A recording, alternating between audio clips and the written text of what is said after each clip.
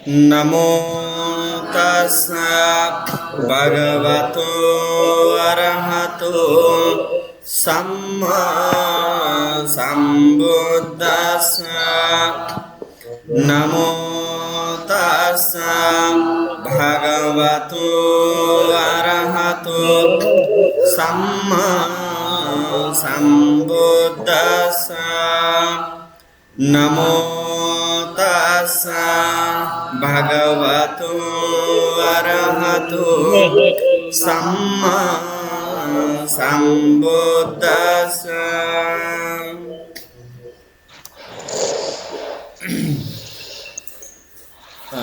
উপাসক উপাসিকাগণ, আজকে আমরা আমাদের অভিধর্ম আলোচনার প্রথমেই গত আলোচনা থেকে আমরা আরম্ভ করেছি করণীয় মৈত্রী সূত্র। এটা কিভাবে বাংলায় করতে হয় এটার উপরে বেশি আসতেছে, কিভাবে আমরা বাংলায় করণীয় মৈত্রী সূত্রটা ভাবনা সহকারে নিতে পারি ওইটা নিয়ে আলোচনা করে আমরা আরম্ভ করেছিলাম। আজকে ঠিক একইভাবে যদি কেউ পড়তে চান বাংলায় পড়তে পারেন, না হয় আমি পড়বো আর কি। আপনারা কেউ ভলান্টিয়ার হিসেবে পড়তে চান করণীয় মৈত্রী সূত্রটা বাংলায়? পড়া যায় বলতে? হ্যাঁ, ঠিক আছে, যদি সম্ভব হয় তাহলে।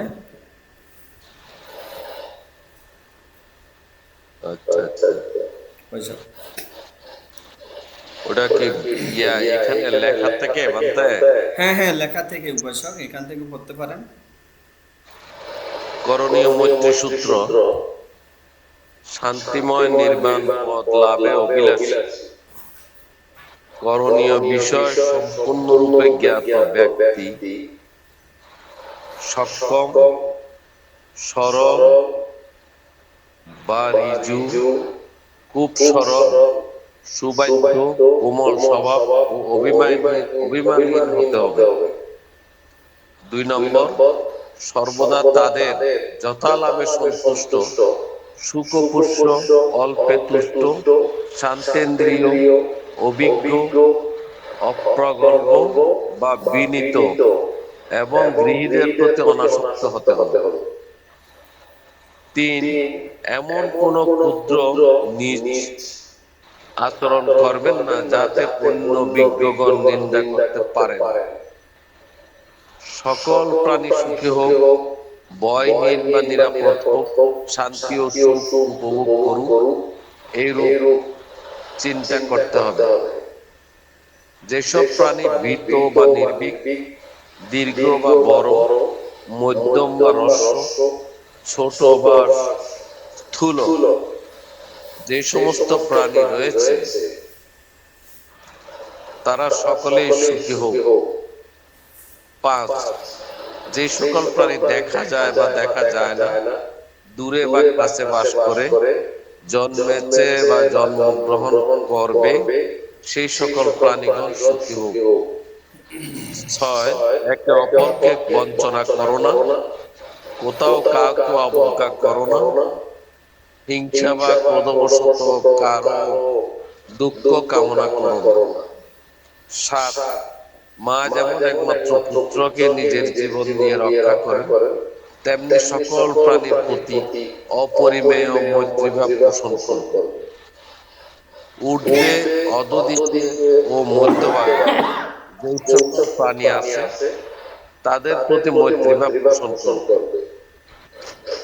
এই রূপে মৈত্রী চিন্তা করতে করতে যত প্রাণী আছে তাদের প্রতি ভেদ জ্ঞান রহিত, বৈরহীন ও শত্রুতা শূন্য হবে। 9 নম্বর, নিদ্রার পূর্ব মুহূর্ত পর্যন্ত দাঁড়ানো অবস্থায়, চলমান অবস্থায়, বসা বা শোয়া অবস্থায় মৈত্রী চিন্তা করবে।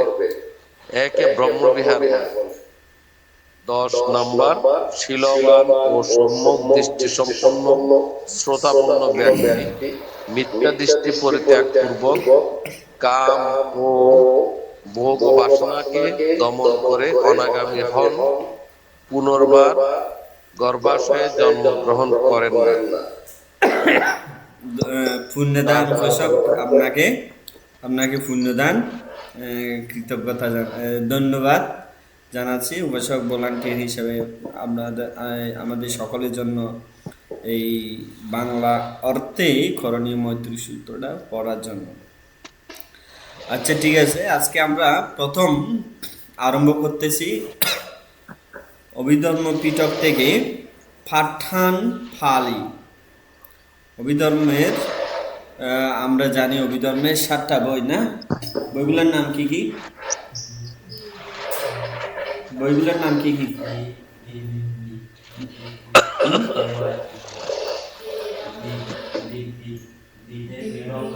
বিবিডি, কেওয়াইপিপি, এগুলো কি কি? ডিতে দাম্বা সাঙ্গিনী, বিভাঙ্গা, ধাতু কথা, ওয়াইদি, ইয়ামাখাল,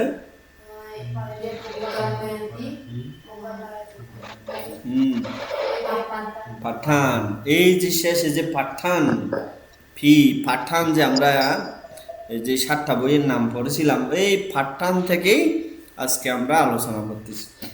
এতদিন যাই কিছু আলোচনা করছিলাম, বিশেষ করে ধর্ম সঙ্গিনী থেকে। কোথায় থেকে? ধর্ম সঙ্গিনী থেকে। আজকে আমরা আলোচনা করতে যাচ্ছি পাঠান থেকে। তো পাঠান শব্দের অর্থ কি দেখেন, উপাসক উপাসিকাগণ। পাঠান ফালিতে রোমান অক্ষরে যখন ফালিতে লেখে পাঠান, এখন বাংলায় এটা পড়লে আমাদের হয় পঠান, কিন্তু এটা যখন আমরা ফালি শুদ্ধ উচ্চারণ হিসেবে করব, যেই শব্দে কোনো আকার ইকার নাই, ওইটাতে আমরা বাংলা ফালি যখন পড়ি আকার দিয়ে পড়তে হবে। সেহেতু এইটা কিভাবে আসে? পাঠানা, পাঠান হয় না, কি হবে? পাঠানা। ওইটা রোমান পালিতে একেবারে সুন্দর করে দেওয়া আছে, পাঠানা। শব্দটি পাঠানা থেকে এসেছে। অভিধর্মের প্রেক্ষাপটে এটি মূলত ধর্ম সংগ্রহের পারস্পরিক শর্ত বা কন্ডিশনাল রিলেশন করে, মানে একটার কারণে একটা বা চারিপাশে বা পারস্পরিক শর্ত বা হেতু বা অবস্থা। তাহলে পাঠান শব্দের অর্থ কি? ইংরেজিতে হলে কন্ডিশনাল রিয়েলিটি, আর বাংলা হলে কি হবে? পারস্পরিক শর্ত বা অবস্থা। কিসের? সব ধর্ম সমূহের, যত ধরনের ধর্ম আছে, এটা কুশল ধর্ম, অকুশল ধর্ম, পাপ ধর্ম, পুণ্য ধর্ম। আবার এটা ওই ধর্ম নয়, বুদ্ধ ধর্ম, ইসলাম ধর্ম, খ্রিস্টান, ওইরকম নয়। কি ধর্ম? প্রকৃতির ধর্ম। কি ধর্ম? প্রকৃতির ধর্ম। এটা বৌদ্ধ ধর্ম, খ্রিস্টান ধর্ম, ইসলাম ধর্ম ওইরকম নয়। আর যেই প্রকৃতির ধর্মকে, এগুলো কিসের কারণে সৃষ্টি হয়? অবস্থার কারণে, যেটাকে কন্ডিশনাল বলা হয়। কন্ডিশন বাংলায় হলে ওই কন্ডিশনের বাংলার অর্থ হবে কি? অবস্থা। এটাকে পালিতে ইংলিশে সম্পূর্ণ কি বলা হয়? পাঠানকে কন্ডিশনাল রিয়েলিটি না হয় রিলেশন, কন্ডিশনাল রিয়েলিটি না হয় রিলেশন বলা হয়। আর বাংলায় হলে কি হবে? পারস্পরিক সম্পর্ক বা শর্ত বা অবস্থা। কিসের? সব ধর্মসমূহের, সব ধরনের ধর্মসমূহের। তাহলে এখানে দেখি পাঠানের কেন্দ্রীয় বিষয় কি, কোন ধর্ম কোন ধর্মের কিভাবে শর্ত হয়, এইটাকে এখানে বিশেষভাবে বিশ্লেষণ করা হয়েছে। অর্থাৎ কোনো একটি ধর্মকে বিচ্ছিন্নভাবে না দেখে তার সঙ্গে অন্য ধর্মের কারণগত ও শর্তগত সম্পর্ক বিশ্লেষণ করা হয়। এটা যেমন বায়ু না থাকলে যেমন আগুন জ্বলে না, আবার আগুন আছে বিদায় বায়ুর অবস্থান আমরা বুঝতে পারি, ঠিক না? আগুন আছে বিদায় আমরা বুঝতেছি যে এখানে বায়ু কাজ করতেছে। মনে করেন একটা আমরা যদি মোমবাতি একেবারে স্থির করে যখন জ্বলতেছে তখন আমরা বুঝতে পারি এখানে বায়ুর সঞ্চালন কম হচ্ছে, আর বায়ুর কারণে ওই এই বাতির ইয়াটা অগ্নিশিখাটা ওইভাবে এইভাবে নাড়াচাড়া করে, তাহলে ওইখানে বুঝতে পারি আমরা বায়ুর কারণে। তাহলে ওইখানে আগুনের কারণে বায়ু, বায়ুর কারণে আগুন। ঠিক একইভাবে প্রকৃতির কারণে মানুষ, মানুষের কারণে প্রকৃতিও বলতে পারি, মানে একটু যদি বুঝতে পারি। যেমন এই পৃথিবী সবুজ বা রক্ষিত আছে কিসের কারণে? সূর্য, সূর্যের কারণে। আবার পৃথিবী থেকেও অণু পরমাণু বা দ্রব্য গিয়ে ওই সূর্যের মধ্যে গিয়ে সূর্যে যে অনবরত জ্বলতেছে ওই জ্বালার কিছু উপাদান সূর্য লাভ করতেছে। তো এইভাবে মানে একজনের, যেমন ধরেন আপনারা গৃহীরা আছেন বিদেয় আমরা বান্থেরা, বান্থেরা আছে বিদেয় গৃহীরা। এই যে কারণ একজনের উপর একজন নির্ভরশীল, এই ধর্মসমূহ এই পাঠানের মধ্যে আলোচনা করা হয়। এখন যদি আমরা পাঠানের ইতিহাস দেখি, পাঠান কখন দেশনা করেছিলেন বুদ্ধ, বা পাঠান কখন আরম্ভ হয়েছিল যদি আমরা বলতে পারি, মানে বিশেষ করে আমাদের এই গৌতম বুদ্ধের সময় যদি আমরা দেখি, এই আচ্ছা আপনারা ওই যে সপ্ত মহাস্থান বন্দনাগুলো জানেন? সপ্তস্থান বন্দনাগুলো ঘোষক পাটামাং বুদি পাল্লাং খাং, হ্যাঁ বলেন তো, কেউ একজন বলেন তো ঘোষক। দ্বিতীয়াং অনিমিষাং পিচা তৃতীয়াং চতুর্থং চতুর্থং রতনাং গরাং পঞ্চমাং অজপালন্ত মূলঞ্চ সপ্তমাং সপ্তমাং হৃদয়া প্রাণাং বন্দেতাং বুদ্ধিপাদ। সাধু সাধু, এই হ্যাঁ উপসক, এগুলা এখানে আমাদের উচ্চারণগুলো একটু আসলে জানা দরকার। পাঠামাং বুদি পাল্লাং খাং, দ্বিতীয়াং আনিমিষাং পিতিসাং, তৃতীয়াং চাক্ষামানাং সেট্টাং, চতুর্থাং রত্নাগারাং। এভাবে উচ্চারণগুলো আমাদের একটু দরকার। এই যে চতুর্থাং রত্নাগারাং মানে চতুর্থ সপ্তাহে বুদ্ধ কোথায় অবস্থান করেছিলেন? রত্নগরে। ঠিক, চতুর্থ সপ্তাহে কোথায় ছিল বুদ্ধ? রত্নগরে। কি দেখা যাচ্ছে না ভাই? হ্যাঁ, বড় করা যাবে না এগুলার এর থেকে। তোমার এদিকে আসো, না দেখলে এদিকে আসো। এই যে চতুর্থ সপ্তাহে বুদ্ধ যখন রত্নগরে ছিল, মানে একেবারে এই স্বর্ণখচিত একটা গড়। আপনারা যারা ওই যে বুদ্ধগয়ের তীর্থ ভ্রমণে যান হয়তো ওনারা দেখেছেন রত্নগড়টা কোথায়। এটার এখনো নাকি অবস্থান আছে, আমার তো এখনো যাওয়া হয় নাই ওই বুদ্ধগয়ের ওই এলাকায়। রত্নগড় যেটা ওইটা হইলো ওই যে মহাবোধির উত্তর পাশে, উত্তর পাশে, হ্যাঁ হ্যাঁ হ্যাঁ বৈশাখ ওই দিক দিয়ে। কিন্তু কিন্তু ওইটাই কি তখনকার সেই রত্নগড় একই? ওই ইতিহাস তো এইভাবেই বলে উপসক, ইতিহাস তো এইভাবেই বলে। আচ্ছা আচ্ছা, হ্যাঁ ইতিহাস এইভাবে কাছাকাছি কাছাকাছি সব, হ্যাঁ 7টা জায়গা কাছাকাছি, হ্যাঁ 7টা জায়গা কিন্তু কাছাকাছি, কারণ 7 সপ্তাহে বুদ্ধ অবস্থান করেছিলেন বুদ্ধত্ব লাভ করার পরে। মুসলিম যেটা ওইটা হলো একটু দক্ষিণে একটু দূরে, আর গুলো সব একটা কাছাকাছি। আচ্ছা অবশ্যক। তো আসলে আমার তো এখনো যাওয়া হয়নি, সেই কারণে আমি নিশ্চিত করে ওইটা বলতে পারতেছি না। তো আপনারা যারা গিয়েছেন আপনারা তো দেখেছেন, এই যে চতুর্থ সপ্তাহে বুদ্ধ এই রত্নগরে ছিলেন। বুদ্ধত্ব লাভ করার পরে বুদ্ধ যখন ওই রত্নগরে অনিত্য দুঃখ অনাত্ম নিয়ে চিন্তা করতেছে, তখন অনিত্য দুঃখ অনাত্ম চিন্তা করতে গিয়ে আবার চতুরার্য সত্য নিয়ে চিন্তা করতেছে। এইগুলো কি চিন্তা করতেছে? হেতু ফল ধর্ম নিয়ে, হেতু ফল, হেতু ফল, অনিত্য দুঃখ, এরপরে এর ফলে চতুরার্য সত্য ধর্মকে বুঝতে পারা। চতুরার্য সত্যের মধ্যে দুঃখ হচ্ছে ফল, এবং হেতু হচ্ছে কি দুঃখ সমুদয় লোভ দেশ মোহ এইভাবে। এরপরে পতিত্ব সমুৎপাদ নিয়ে বুদ্ধ যখন চিন্তা করতেছিল, অবিদ্যার কারণে সংস্কার, সংস্কারের কারণে বিজ্ঞান, এভাবে চিন্তা করতে করতে যখন আবারও এই হেতু ধর্মকে পাঠান, এই যে মানে এক বিস্তারিত পাঠান ধর্ম পতিত্ব সমুৎকার পাদকে আরো বিস্তারিত যখন বুদ্ধ চিন্তা করতেছিল হেতু ফল ধর্ম সম্পর্কে, তখনই বুদ্ধের শিরোদ্বার হতে, বুদ্ধের মস্তক হতে যেই ষড় রশ্মি মানে 7 ধরনের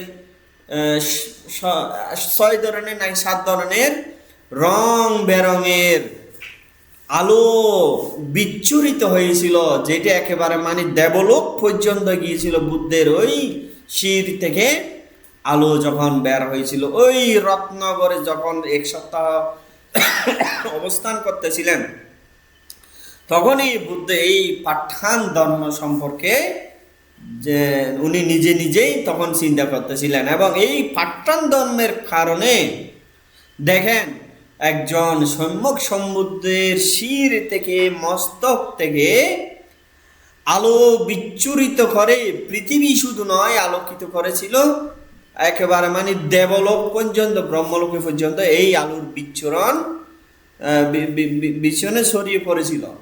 যে আমরা বুদ্ধের রশ্মি যে বলি আমরা, যেমন এখন বর্তমানে দেখা যায় বিভিন্ন বিহারে বুদ্ধের পিছনে যে বুদ্ধের রশ্মি মালা বিভিন্ন চক্র আকারে সাজিয়ে বা লাইট দিয়ে যে বুদ্ধের পিছনে আমরা যে লাইট দেখাই, ওইটা নিমিত্ত করে মানে বুদ্ধের মস্তক থেকে, বুদ্ধের শির থেকে আলো বের হয়েছিল। এটা কেন বের হয়েছিল? এই পাঠান ধর্ম নিয়ে যখন বুদ্ধ চিন্তা করতেছিল, তখন বুদ্ধের শির থেকে এই আলো বের হয়েছিল। তাহলে উপাসক উপাসিকাগণ দেখেন, এই পাঠান ধর্মটা এত সহজ কিছু নয়, এত সহজ কিছু এটা এটা এটা এই পাঠান ধর্মটা কি বলাও আমার পক্ষে একটা শব্দ দিয়ে মুশকিল। যেমন পাঠানের আরো সংক্ষিপ্ত বিষয় হচ্ছে কি পতিত্ব সমুৎপাদ। এই পতিত্ব সমুৎপাদ কি বলতে গিয়ে বুদ্ধ বলেছিলেন, ইয়ো পতিস্য সমুৎপাদা পাස්සতি সোমাং পাස්සতি, সোমাং পাස්සতি পতিস্য সমুৎপাদা পাස්සতি। বুদ্ধ বলেছিলেন, আপনি যখন আমাকে দেখেন তাহলে পতিত্ব সমুৎপাদ কি বুঝতে পারবেন। যদি আপনি পতিত্ব সমুৎপাদ কি তাহলে বুদ্ধ কি, বুদ্ধকে বুঝতে পারবেন। এখানে পাঠানের সংক্ষিপ্ত হচ্ছে কি পতিত্ব সমুৎপাদ, তার মানে বুদ্ধকে বুঝতে হলে পাঠান বুঝতে হবে, পাঠানকে বুঝতে হলে বুদ্ধকে বুঝতে হবে।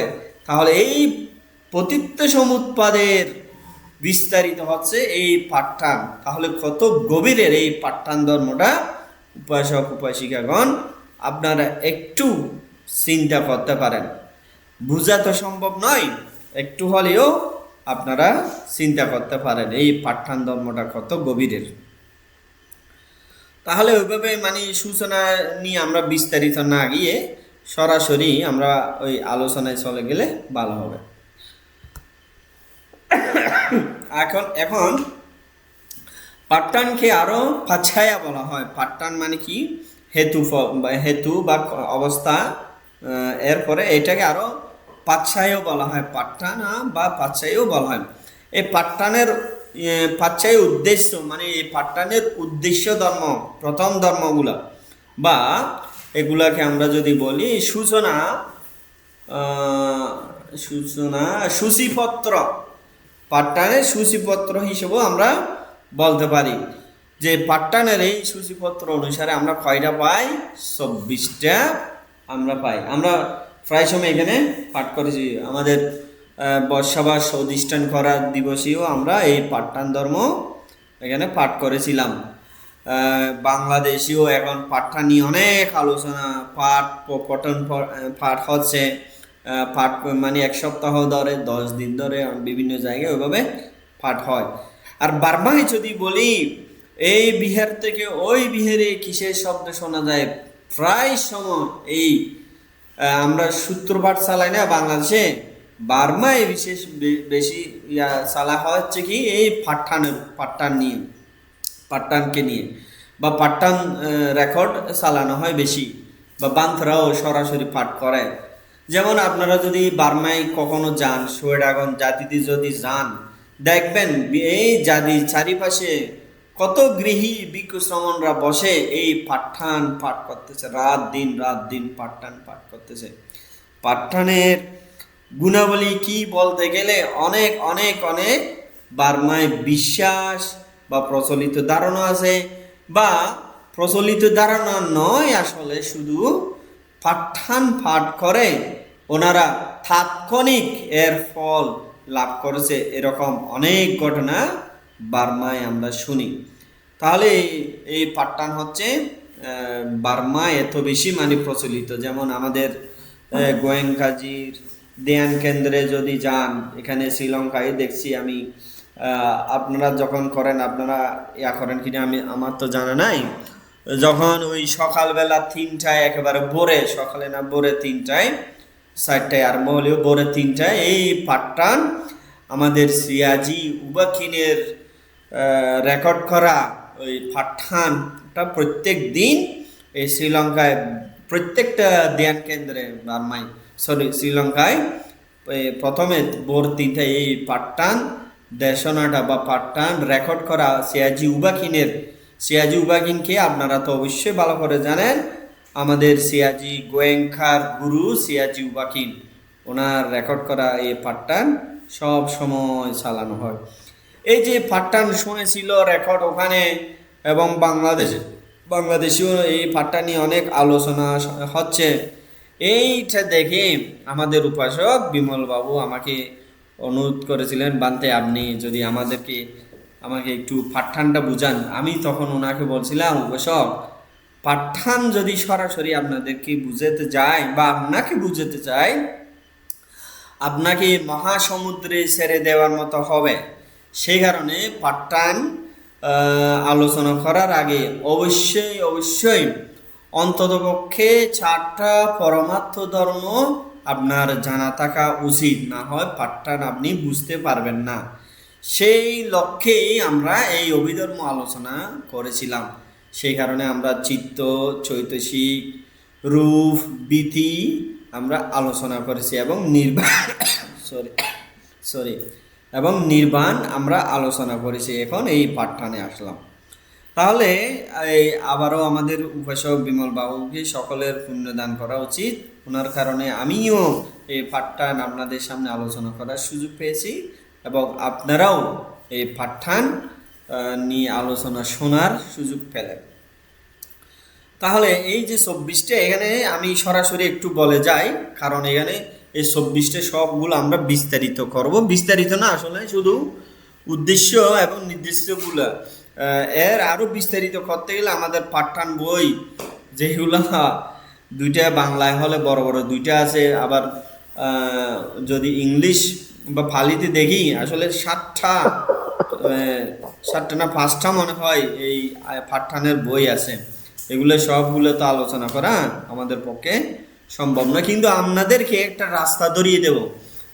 আপনারা নিজেরা যখন পাঠ্যান বই খুলে পড়বেন, এই আলোচনার পর আপনারা নিজেরা একটু হলেও বুঝতে পারবেন। যদি এগুলো আপনারা যদি এই শব্দটা হয়তো শুনতে একটু খারাপ লাগলেও সরাসরি যদি বলি, যদি আপনারা এই যে আলোচনাগুলো করবো এগুলো যদি আপনারা হজম করতে পারেন, বা আরো সুন্দর করে যদি বলি হৃদয়ঙ্গম করতে পারেন আমাদের এই আলোচনাগুলো, যতদিন না শেষ হয়, আশা করি আমরা 2 মাসের এই বর্ষাবাসের মধ্যেই শেষ করতে পারবো, আশা করি আমি।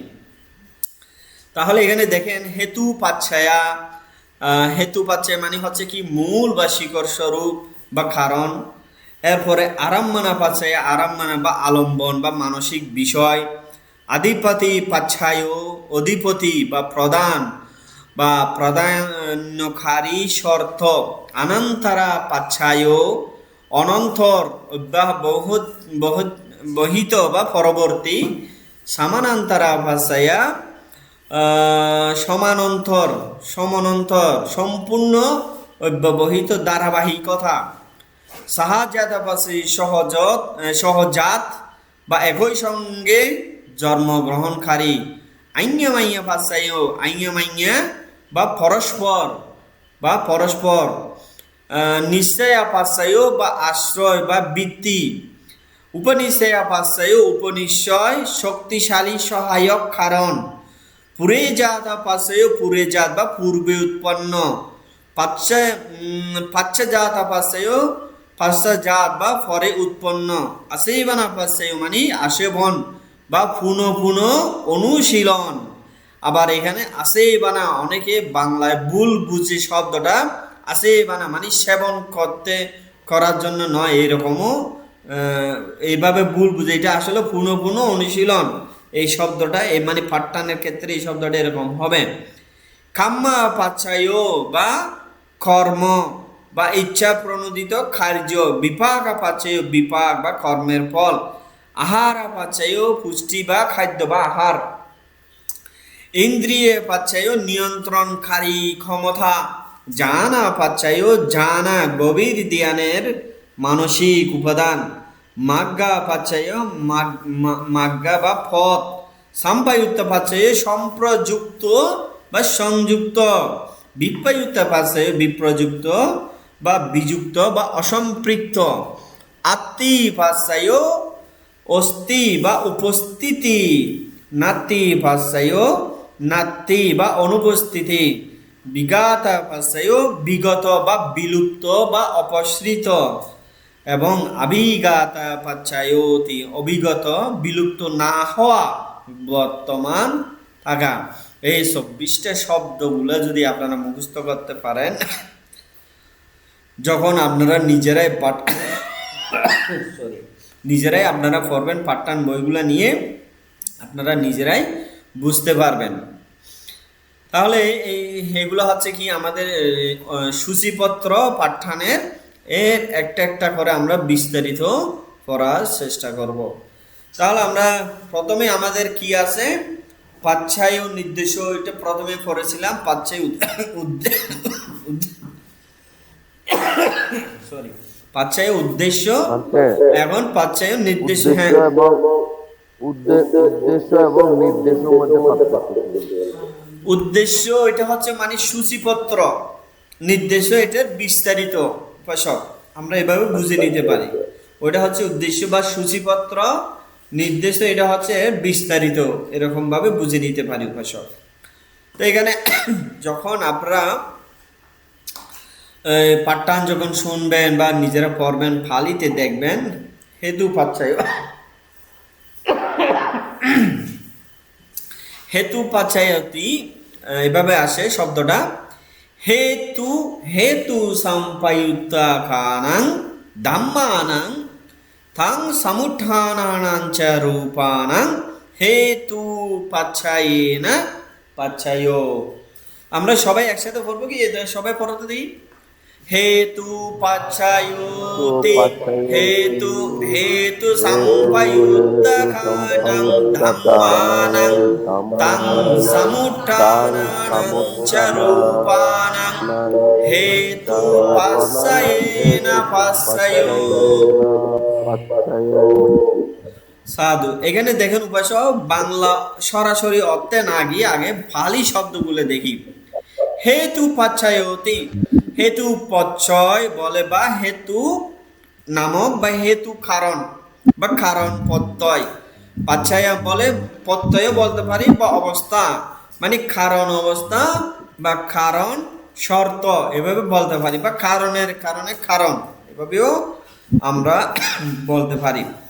তারপরে হেতু সমূহ বা মূল কারণ সমূহ। আচ্ছা, এই পৃথিবী বা বিশ্ব ব্রহ্মাণ্ড বা আমরা যারা আছি, এগুলোর মূল হেতু কি? মূল হেতু কি? কয়টা হেতু? কয়টা আমরা পড়ছিলাম? হ্যাঁ, শুধু 3টা। উপাসক, আপনাদের কারো মনে আছে হেতু কয়টা পড়ছিলাম আমরা?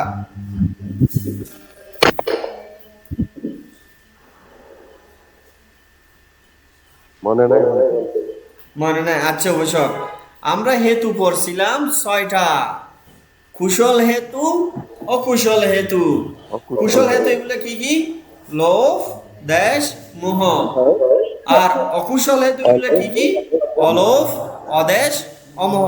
এই হেতু এখানে উল্লেখ করা হয়েছে। তারপরে কি আছে? হেতু সাম্পায়ুক্ত খানাং, হেতুর সঙ্গে সংযুক্ত। সাম্পায়ুক্ত খানাং মানে সঙ্গে সংযুক্ত, হেতুর সঙ্গে সংযুক্ত। ধাম্মানাং বহু বচন, ধাম্মা আনাং তোমরা পড়ছো না? বুদ্ধানাং, ধাম্মানাং, সাঙ্গানাং, রাঠানাং, পুস্তকানাং, এভাবে পড়ছো না? আনাং আনাং এই বহু বচন এক বছর পড়তে, এই পালিটা পড়তে দেয় নাই।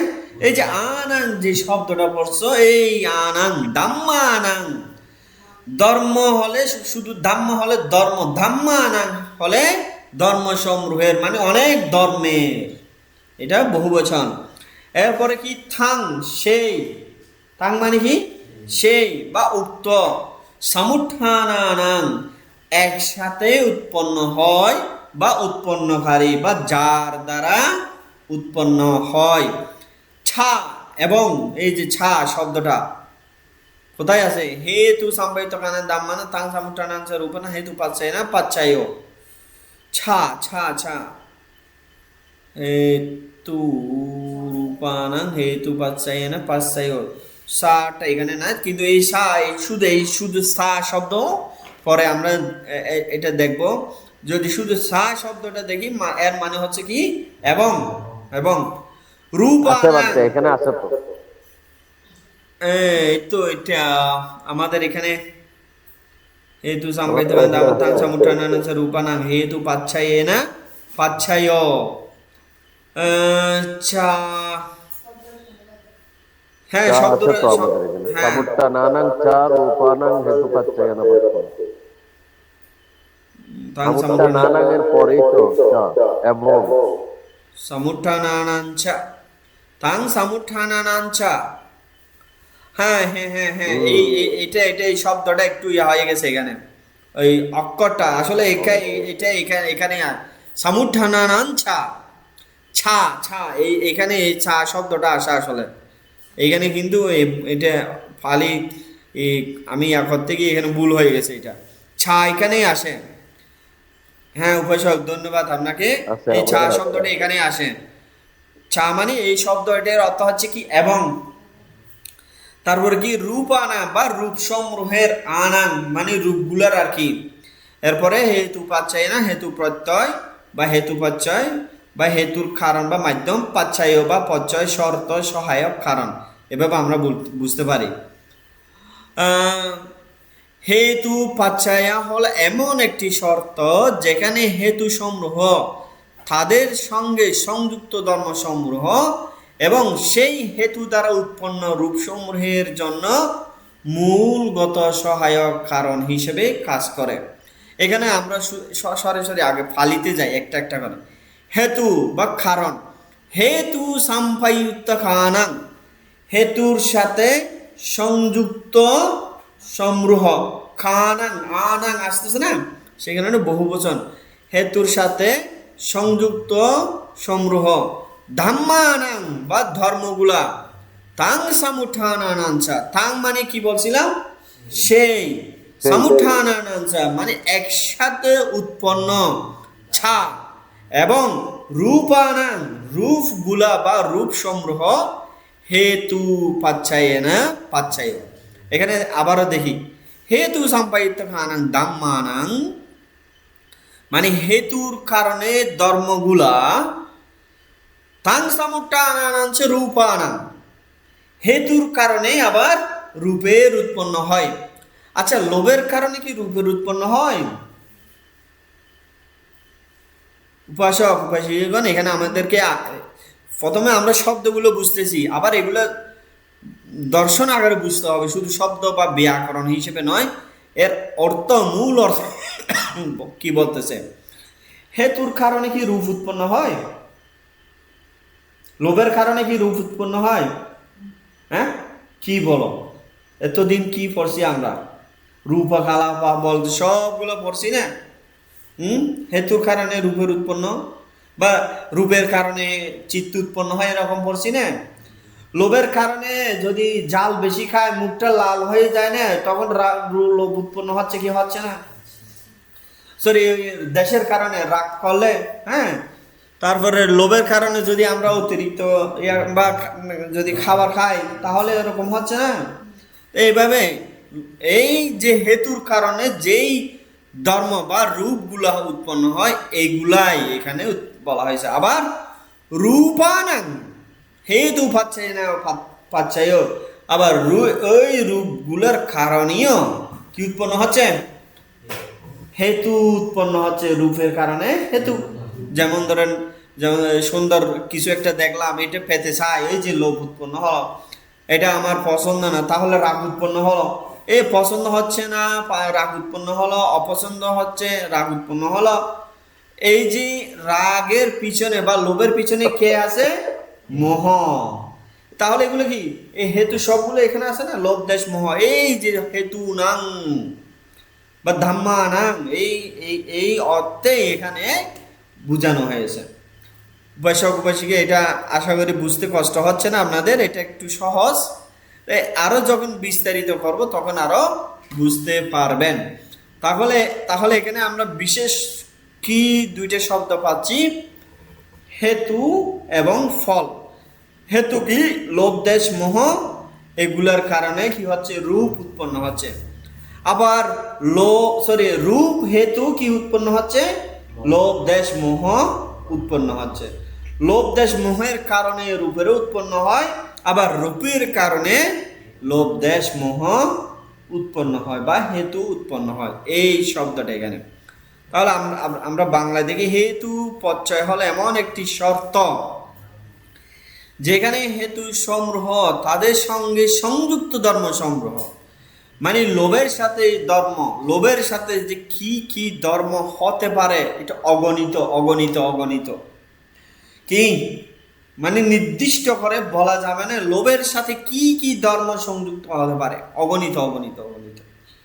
দেশের কারণে মানে রাগের কারণে কি কি ধর্ম হতে পারে এটা অগণিত অগণিত। এটা একটা যদি সহজ করে যদি বলি, একজন ব্যক্তির রাগচিত্তের কারণে এই পৃথিবীটাও ধ্বংস হতে পারে। কিভাবে? কেউ যদি, যেমন বিভিন্ন দেশে এখন পারমাণবিক বোমা নিয়ে আসে, কেউ যদি রাগচিত্ত উৎপন্ন করে ওই পারমাণবিক বোমাগুলোর একটাতে টিপ দেয়, পুরো পৃথিবীর ধ্বংস হওয়ার মতো ক্ষমতা রাখে এক একটা পারমাণবিক বোমা। ওটা তো অনেক বড় কথা। এই যে আমরা যদি লোভচিত্ত নিয়ে এখানে অবস্থান করি, দেশচিত্ত নিয়ে এই শ্রীলঙ্কায় আমরা অবস্থান করি, ওদিকে হিমালয় গলে যাচ্ছে, হিমালয়ের বরফ কি হচ্ছে? গলে যাচ্ছে। কিভাবে? আমরা যে রাগ, মনে করো আমার যদি এখানে রাগ উৎপন্ন হয়, তোমরা কি ঠিক মতো থাকতে পারবে? রুমটা গরম হবে না? গরম হয়ে যাবে কিন্তু যাবে না। আমরা যদি রাগচিত্ত নিয়ে এখানে বসে থাকি, মনে করো আমরা যদি ঠান্ডা নিয়ে থাকি, শীতল হয়ে থাকলে ঠান্ডা, আর যদি রাগচিত্ত উৎপন্ন হয় আমার শরীর থেকে গরমটা বের হবে না? এই গরমটা বের হয়ে রুমটা গরম হবে না? তাহলে এই রুমের গরমটা কোথায় যাচ্ছে? বিশ্ব বায়ুমণ্ডলে যাচ্ছে না? এই রাগের কারণে হিমালয়, এই গরমের কারণে হিমালয়ও গলিত হচ্ছে। সেই কারণে আজকে বিশ্বের মধ্যে বায়ুমণ্ডলের এত পরিবর্তন। তাহলে আমরা যদি যেই কয়জন আমরা যে পারি না কেন, যত সম্ভব আমরা যদি শান্ত দান্ত থাকতে পারি, আমাদের যেমন লাভ তেমনি পৃথিবীর জন্য লাভ। সেই কারণে এমনও উল্লেখ আছে, যদি কোনো একজন শ্রোতাপন্ন ব্যক্তি পৃথিবীতে থাকে, তখন বলা হয়েছে যে এই পৃথিবী ধ্বংস হওয়ার মুহূর্ত হলেও পৃথিবী ধ্বংস না হয়ে অপেক্ষা করবে। কেউ যদি একজন শ্রোতাপন্ন ফল বা মার্গফল লাভী থাকে পৃথিবীতে, এই পৃথিবীর ধ্বংস হওয়ার মুহূর্ত হলেও পৃথিবী ধ্বংস না হয়ে পৃথিবী অপেক্ষা করবে, এরকম উল্লেখ আছে। তাহলে আমরা যদি এই ধর্মসমূহ বুঝে মার্গফল লাভ করতে পারি, আমরা যেমন মানে উপকৃত হব জন্ম জন্মান্তরে, তেমনি পৃথিবীর জন্য মহা সম্পদ হিসেবে আমরা উৎপন্ন হতে পারবো। সেই কারণে শিলবান বা ধর্মগামী সব জায়গায় সব স্থানে পূজিত হয় দেব মনুষ্য দ্বারা। তো এইটাই হচ্ছে কি ধর্মের গুণ। তাহলে এইভাবে যখন আমরা এটা হচ্ছে স্বল্প আকারে, আরো যদি এই হেতু ফল ধর্ম আরো বুঝতে চাই, এটা আমরা দেখি চার আর্য সত্য বা চতুরার্য সত্য ও পতিত্ব সমুৎপাদীয় এই হেতু ফল আমি কিছুক্ষণ আগে বললাম। চতুরার্য সত্যকে যদি আমরা সংক্ষিপ্ত শব্দ তিনটে শব্দের মধ্যে বলি, অনিত্য, দুঃখ, অনাত্মা। আবার এই চতুরার্য সত্যকে যদি আরো বিস্তারিত করি, কি আসে? প্রতীত্ব সমুৎপাদ। এই প্রতীত্ব সমুৎপাদকে যদি আরো বিস্তারিত করি, তাহলে কি বুঝতে হবে আমাদের? এই পাঠান ধর্ম। এইখানেও আমরা যদি দেখি হেতু হিসেবে চতুরার্য সত্যের মধ্যে দুঃখ আর্য সত্য, দুঃখ সমুদয় আর্য সত্য, দুঃখ নিরোধ আর্য সত্য এবং দুঃখ নিরোধের উপায় বা মার্গ আর্য সত্য। এইভাবে না, চতুরার্য সত্য এইভাবে না। তো এখানে যদি আমরা হেতু ফল হিসেবে নিই, দুঃখটা হচ্ছে ফল, আর হেতু কি? দুঃখের সমুদয়। দুঃখের সমুদয় মানে কি জানো? দুঃখ সমুদায় মানে দুঃখের সাথে উৎপন্ন হয়। কিসের কারণে দুঃখ উৎপন্ন হয়? লোভের কারণে দুঃখ উৎপন্ন হয়, দুঃখ সমুদায় এটাকে বলা হয়। দেশের কারণে মানে রাগের কারণে কিসের উৎপন্ন হয়? দুঃখের উৎপন্ন হয়। মোহের কারণে কিসের উৎপন্ন হয়? দুঃখের উৎপন্ন হয়। সেই কারণে এই তিনটা ধর্মের কারণে দুঃখের উৎপন্ন হয়। তাহলে ওই তিনটা হচ্ছে হেতু, আর দুঃখ হচ্ছে কি? ফল। তাহলে চতুরার্য সত্য যদি আমরা হেতু ফল হিসেবে নিই, দুঃখ হচ্ছে হেতু অকুশলের দিকে, আর ওই দুঃখের সমুদয় লোভ দেশ মোহ হচ্ছে কি? ফল। আবার চতুরার্য সত্যের মধ্যে যদি আমরা কুশলের দিকে নিই, পজিটিভ দিকে নিলে দুঃখ নিরোধের উপায়, এগুলো কি? দুঃখ নিরোধের উপায় কি? উপাসক উপাসিকাগণ আপনারা কেউ বলতে পারবেন দুঃখ নিরোধের উপায় কি? আর্যষ্টাঙ্গিক মার্গ। আর্যষ্টাঙ্গিক মার্গ হচ্ছে কি? দুঃখ নিরোধের উপায়। আর্যষ্টাঙ্গিক মার্গের মধ্যে আমরা যদি আবার আর্যষ্টাঙ্গিক মার্গ 8টাকে আমরা ছোট করে 3টাকে ইয়া করতে পারি, শীল, সমাধি, প্রজ্ঞা। শীলের মধ্যে আছে কি?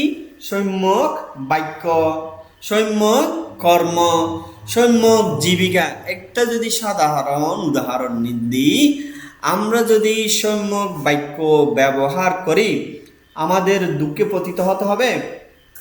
মানে আমরা যদি মিথ্যা না বলি, সততামূলক কথা না বলি, অর্থহীন আলোচনায় যদি অংশগ্রহণ না করি, একজনের বিরুদ্ধে একজন যদি আমরা পিছুনা বাক্য যেটা বলেন যদি না বলি, ফারুসা বাক্য মানে একজনকে একজন যদি আমরা গালি না দিই, আমাদের দুঃখের উৎপন্ন হবে? হবে। এর বিপরীত হলে, মিথ্যা না বলে যদি সত্য বলি, আমাদের দুঃখের বিপরীতে কি? সুখী অবস্থান করতে পারবো কিনা? পারবো না। সত্য বললে কি আমাদের ভয় থাকবে? আর হয়তো সত্য একবার বলার সময় সমস্যা হতে পারে, কিন্তু সত্য তো একবার না উঠবার। যে কেউ যদি মিথ্যে বলে সারা জীবন, এর মধ্যে কি থাকে? ভয় থাকে, হাই আমি তো মিথ্যে বলছিলাম। আর যে সত্য বলে সে কি বুক ফুলিয়ে নির্ভয়ে যেতে পারবে কিনা? পারবে না। তাহলে দুঃখ মুক্তির উপায় বলছে সেই কারণে। আর্যষ্টাঙ্গিক মার্গকে কেন দুঃখ মুক্তির উপায় বলছে? একটাও যদি নিয়ে আর্যষ্টাঙ্গিক মার্গ থেকে একটাও সম্যক বাক্য সাম্মা ওয়াচা, এটা হচ্ছে কি? হেতু। এর ফলে আমরা কি হব? দুঃখ থেকে মুক্তি লাভ করব বা ভয়হীন। কিভাবে পারবো? ভয়হীন সাহস নিয়ে থাকতে পারবো। সে কারণে আর্যষ্টাঙ্গিক মার্গ আর সবগুলোতে এই মুহূর্তে আলোচনা করা সম্ভব নয়। এই আর্যষ্টাঙ্গিক মার্গ সবগুলা আলোচনা করতে গেলে এটার জন্য আরেকটা আলাদা আলোচনার দরকার আছে, কিন্তু এখানে আমরা যেহেতু হেতু ফল নিয়ে বলতেছি সেটাই। তাহলে আর্যষ্টাঙ্গিক মার্গ হচ্ছে হেতু, আর হেতুর ফল কি হবে? এই আর্যষ্টাঙ্গের ফলে কি হবে? নির্বাণ মার্গ আমরা লাভ করতে পারবো। এই আর্যষ্টাঙ্গিক মার্গ শুধুমাত্র তোমরা এখানে মিথ্যা কথা না বলে, উপাসক উপাসিকাগণ আপনারা যেখানে আছেন, শুধু মিথ্যা কথা না বলে ওখানে সন্তুষ্ট থাকা এটাই নয়, শুধু এই পঞ্চশীল আর্যষ্টাঙ্গিক মার্গে যদি শীলের মধ্যে সম্যক বাক্য সম্যক জীবিকা সম্যক কর্ম এগুলাকে যদি আরো ছোট করে যদি বলি, পঞ্চশীল যে 5টা শীল, এই 5টা শীল কিন্তু আপনার হচ্ছে কি হেতু, এই পঞ্চশীলের হেতু আপনার নির্বাণের মার্গ বা নির্বাণ লাভ বা ফল আপনারা লাভ করতে পারবেন। এভাবে চতুরার্য সত্য কি আমরা হেতু ফল হিসেবে জানতে পারি। এরপরে কি চতুরার্য সত্যকে যদি আরো বড় করি, বিস্তারিত পতিত্ব সমুৎপাদ পাতিস্যে সমুৎপাদা, পালিতে বলা হয় পাতিস্যে সমুৎপাদা। এগুলো কি জানো? আমার মনে হয় উপাসক উপাসিকারা আপনারা জানেন। এখানে দেখেন অবিদ্যা পাশ্চায়া সাংখার, আমি শুধু বাংলা দিয়েছি। সাংখারা পাশ্চায়া বিজ্ঞান, বিজ্ঞান পাশ্চায়া নামারূপ, নামারূপ পাশ্চায়া সালায়তনা, সালায়তনা পাশ্চায়া পাশ্চা, পাশ্চা পাশ্চায়া বেদনা, বেদনা পাশ্চায়া তানহা, তানহা পাশ্চায়া উপাদানা, উপাদানা পাশায় বাবা, বাবা পাশায় জাতি, জাতি পাশায় যারা মারানা দুঃখ দোমনাস দুঃখ কান্দাস উপায়াস হতি, এইভাবে ফালিতে বলা হয়। তার মানে এখানে এই পতিত্ব সমুৎপাদের প্রথমটা হচ্ছে কি অবিদ্যা। তাহলে অবিদ্যা হচ্ছে হেতু, অবিদ্যার কারণেই আমরা যত সংস্কার করি, মানে খাস করি, সেটা বিশেষ করে এখানে কোন সংস্কারটা হবে? পাপ সংস্কার পুণ্য সংস্কারের চাইতে, এবং পুণ্য সংস্কার করলেও বা পুণ্য ক্রিয়া করলেও এর পিছনে আমাদের চাওয়া পাওয়া, লোভ, বা বান্তারা প্রশংসা করবে বা গ্রামবাসী আমাকে প্রশংসা করবে, আমরা আজকাল পুণ্যকর্ম করতে গিয়েও এর পিছনে কি লুকায়িত আছে? আমাদের চাওয়া পাওয়া লুকায়িত আছে। তাহলে এই অবিদ্যার কারণে আমরা সংস্কার, তাহলে অবিদ্যাটা হচ্ছে কি হেতু, সংস্কার যাই কিছু আমরা করতেছি এগুলো হচ্ছে কি ফল। এই সংস্কার হচ্ছে হেতু, সংস্কারের কারণে আমাদের মধ্যে কি উৎপন্ন হচ্ছে? চিত্ত উৎপন্ন হচ্ছে, বিজ্ঞান, বিজ্ঞান বা বিজ্ঞান বা চিত্ত উৎপন্ন হচ্ছে। সেখানে কুশল চিত্ত হতে পারে, অকুশল চিত্ত হতে পারে। তাহলে সংস্কার হচ্ছে হেতু। আর পাঠ্যানের মধ্যে যদি যায়, সংস্কার হচ্ছে হেতু, সংস্কারের কারণে আমরা আরো কি করি? আমাদের মধ্যে চিত্তের, আমরা যেই কাজগুলো করতেছি সব কিছু এক একটা প্রত্যেকটা ক্রিয়ার কারণে প্রত্যেকটা চিত্তের চিত্ত প্রবাহ দাবমান, যে আমরা চিত্ত বৃত্তি পড়েছিলাম, চিত্ত আমাদের সব সময় দাবমান, যাই কিছু করি না কেন। এই জিনিসটা উপাসক উপাসিকাগণ আপনারা যারা বিদর্শন ধ্যান করতেছেন বা করার চেষ্টা করতেছেন, আমি বলি আমি বিদর্শন ধ্যান করতেছি, আমি বলতে চাই না, আমি চেষ্টা করতেছি এটাই বলতে আমি বেশি বোধ করি, সহজ বোধ করি। কারণ বিদর্শন ধ্যান করা তো এত সহজ নয় উপাসক। আমরা বলতেছি আমরা বিদর্শন ধ্যান করতেছি, আদৌ কি আমরা বিদর্শন ধ্যান করতেছি কিনা এখানে আসলেই আমরা বুঝতে পারি। এইগুলা যদি আমরা নিজেরাই পরীক্ষা নিরীক্ষা করি, আমি কোথায় আসলে আমার বিদর্শন ধ্যান হচ্ছে কিনা, তাহলে যখন আমরা এভাবে বুঝতে পারি আমাদের বিদর্শন ধ্যানটাও নির্দিষ্ট যথাযথ সঠিক রাস্তা দিয়ে যাচ্ছি, এটা আমরা বুঝতে পারি। এরপরে যদি আমরা হেতু ফল হিসেবে নিই, বিজ্ঞানের কারণে বা চিত্ত চৈতসিকের কারণে কিসের উৎপন্ন হয়? আবারও চিত্ত, চিত্তের কারণে চিত্ত, চৈতসিকের কারণে চৈতসিক, আবার চিত্ত চৈতসিকের কারণেও কিসের উৎপন্ন হচ্ছে? রূপের উৎপন্ন হচ্ছে। যেই নাম রূপ চিত্তের কারণে বা বিজ্ঞানের কারণে কিসের উৎপন্ন হয়? নাম রূপ। এই নাম হচ্ছে কি চিত্ত চৈতসিক, আর রূপ হচ্ছে রূপ। এই নাম রূপ শব্দটা কোথা থেকে আসলো? আমরা যে পঞ্চস্কন্ধ ধর্ম বলি, পঞ্চস্কন্ধ রূপ বেদনা সংজ্ঞা সংস্কার বিজ্ঞান, রূপ বেদনা সংজ্ঞা সংস্কার বিজ্ঞানের মধ্যে রূপটা হচ্ছে রূপ, আর এর পরে থেকে বেদনা, সংজ্ঞা, সংস্কার, বিজ্ঞান, এই চারটা হচ্ছে কি নাম। এইভাবেই নাম রূপ বলা হয়। তাহলে আমাদের চিত্তের কারণেই চিত্ত উৎপন্ন হচ্ছে, বিজ্ঞানের কারণে বিজ্ঞান, বিজ্ঞানের কারণে সংস্কার, বিজ্ঞানের কারণে সংজ্ঞা, বিজ্ঞানের কারণে বেদনা, সেই কারণে নাম বলা হয়েছে এখানে। তাহলে আবার এই বিজ্ঞানের কারণে রূপ, এভাবেই বিজ্ঞানের কারণে নাম রূপ। তাহলে বিজ্ঞান হচ্ছে হেতু, নাম রূপ হচ্ছে আবার ফল। হেতু ফল, হেতু ফল, আর্যষ্টাঙ্গিক মার্গে এগুলোকে আরো বিস্তারিত করেছে, পাঠান ধর্মের মধ্যে। এরপরে এই নাম রূপের কারণে মানে হ্যাঁ উপাসক, উপাসক একটা প্রশ্ন আসছে আমাদের মনে, এটা হচ্ছে আমরা যখন ওখানে দেখি পঞ্চস্কন্ধ, পঞ্চস্কন্ধের মধ্যে প্রথম হচ্ছে বিজ্ঞান, পঞ্চস্কন্ধের তারপরে মধ্যে উপাসক সংজ্ঞা, প্রথম হচ্ছে রূপ। রূপ না রূপ তো এটা নাম রূপ, রূপ হ্যাঁ। আলাদা। নামের মধ্যে নামকে যখন আমরা চারটা ভাগ করি তখন প্রথমে আসে বিজ্ঞান, হুম তারপর হলো সংজ্ঞা, তারপর হচ্ছে বেদনা, তারপর সংজ্ঞার কারণে বেদনা উৎপন্ন হচ্ছে। হুম এদিকে বিজ্ঞানের কারণে সংজ্ঞা, সংজ্ঞার কারণে বেদনা, বেদনার পরে হচ্ছে সংস্কার। এইভাবে বলা, কিন্তু এখানে দেখি সংস্কারের পর অবিদ্যার কারণে সংস্কার, সংস্কারের কারণে বিজ্ঞান, হুম এইভাবে বলা। ওইটা আর এটার মধ্যে একটু হচ্ছে না। পঞ্চস্কন্ধের মধ্যে এটা যেমন হচ্ছে উপাসক বিজ্ঞান সংজ্ঞা, আনুলোমা। বিজ্ঞান সংজ্ঞা, আপনার প্রশ্ন বুঝতে পারছি।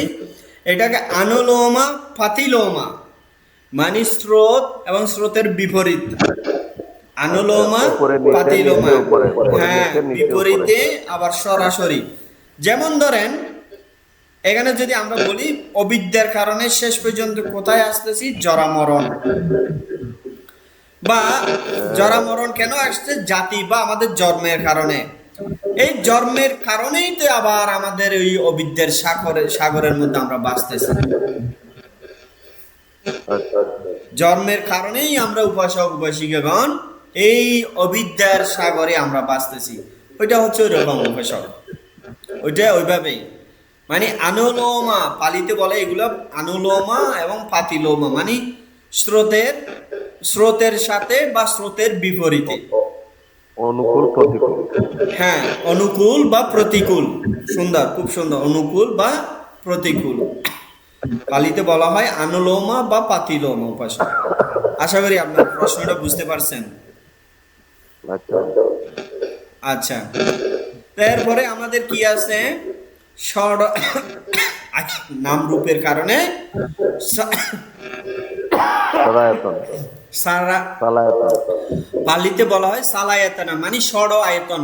এই সালায়াতনা বা ষড় আয়তন এগুলো কি, চাক্ষু আয়তনা, শ্রোতায়তনা, গানায়তনা, জীবায়তনা, কায়ায়তনা, মনোআয়তনা।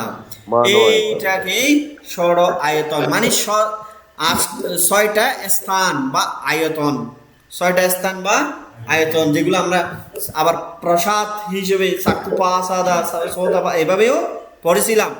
তাহলে এই যে ষড় আয়তনের কারণ কি, আমরা আমাদের মধ্যে রূপের উৎপন্ন হয়েছে, আমাদের মধ্যে চিত্তের বা বিজ্ঞানের উৎপন্ন হয়েছে। তাহলে নাম রূপ হচ্ছে কি হেতু, এই সরায়তন হচ্ছে কি ফল। সরায়তন হচ্ছে কি ফল। আবার এই সরায়তনের কারণে আমাদের মধ্যে কি উৎপন্ন হয়, স্পর্শ।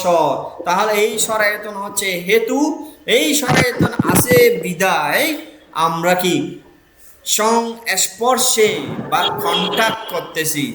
কিসের সাথে কন্টাক্ট, চক্ষু কন্টাক্ট করতেছে বা স্পর্শ করতেছে রূপের সাথে, কানের স্পর্শ করতেছে কিসের সাথে, শব্দের সাথে। এগুলো আবার আমরা কি পড়ছিলাম, কিছু আছে সরাসরি আর কিছু আছে স্পর্শ হচ্ছে কিন্তু দূরে।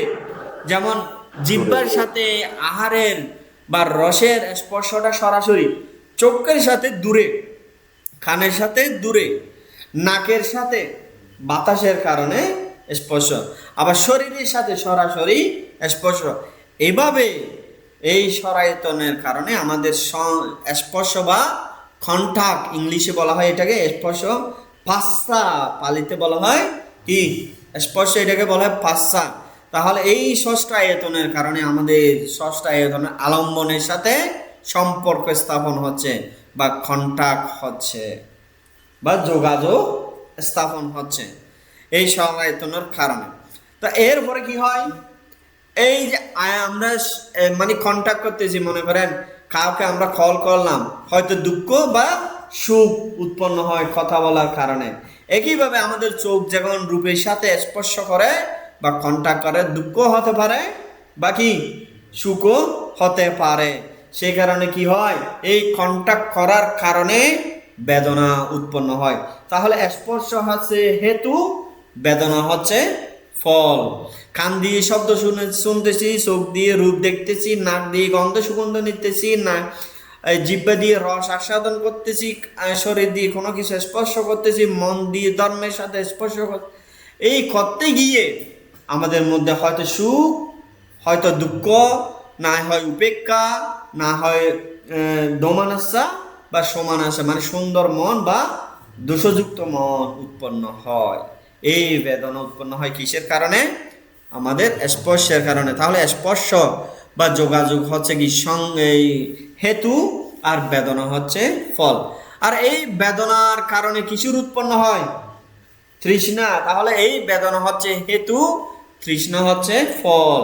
তাহলে কিভাবে হয়? যেমন আমাদের মধ্যে যদি কোনো কিছু একটা দেখে সুখ বেদনা উৎপন্ন হয়, কি সুন্দর রূপ, ওই যে সুখ বেদনা কি সুন্দর যে বলে ফেললাম, ওখানে কিসের উৎপন্ন হয়েছে?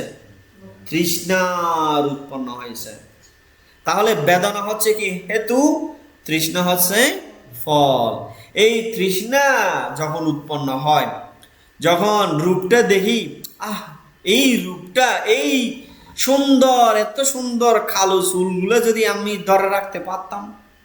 উপাদানা, উপাদানা মানে কি? ধরে রাখার চেষ্টা করে। উপাদানা মানে কি? ধরে রাখার চেষ্টা করে। এটাকে ইংলিশে বলা হয় ক্লিঙ্গিং। ক্লিঙ্গিং উপাদান মানে কি? ইংলিশে কি? ক্লিঙ্গিং মানে ধরে রাখতে চেষ্টা করে। যেমন আমরা সাদা চুল যাতে না হয় কালো থাকে মতন ধরে রাখতে চাই। সরি, আমাদের উপাসক আসক্তি, আসক্তি, হ্যাঁ আসক্তি, হ্যাঁ সরাসরি আপনি আসক্তি বলতে পারেন, কিন্তু এর গভীর অর্থ হচ্ছে উপাসক ধরে রাখার চেষ্টা করা।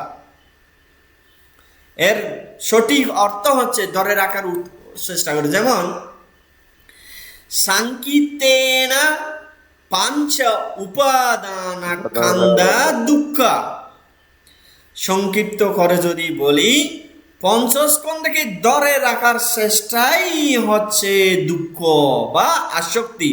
পঞ্চস্কন্ধের প্রতি আসক্তি হচ্ছে দুঃখ।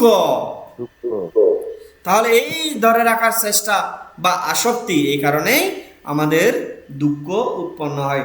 তাহলে এখানে কি? তৃষ্ণা হচ্ছে হেতু, আর ধরে রাখার চেষ্টাটা হচ্ছে কি? ফল। এই উপাদানের কারণে বা আসবের কারণেই আমাদের আবার জন্ম বা আরেকটা জীবন, বব মানে এই জীবনে। এই যে আমরা এত সুন্দর করে কুঠি বানালাম, কিসের কারণে? এই কুঠিতে আমরা মনে করতেছি যে আমরা সুন্দর করে থাকতে পারবো, বব মানে বেঁচে থাকার জন্য। কি? বেঁচে থাকার জন্য। এই যে আসক্তি যদি উৎপন্ন হয়, এইটা আরো কি আরেকটা জন্ম।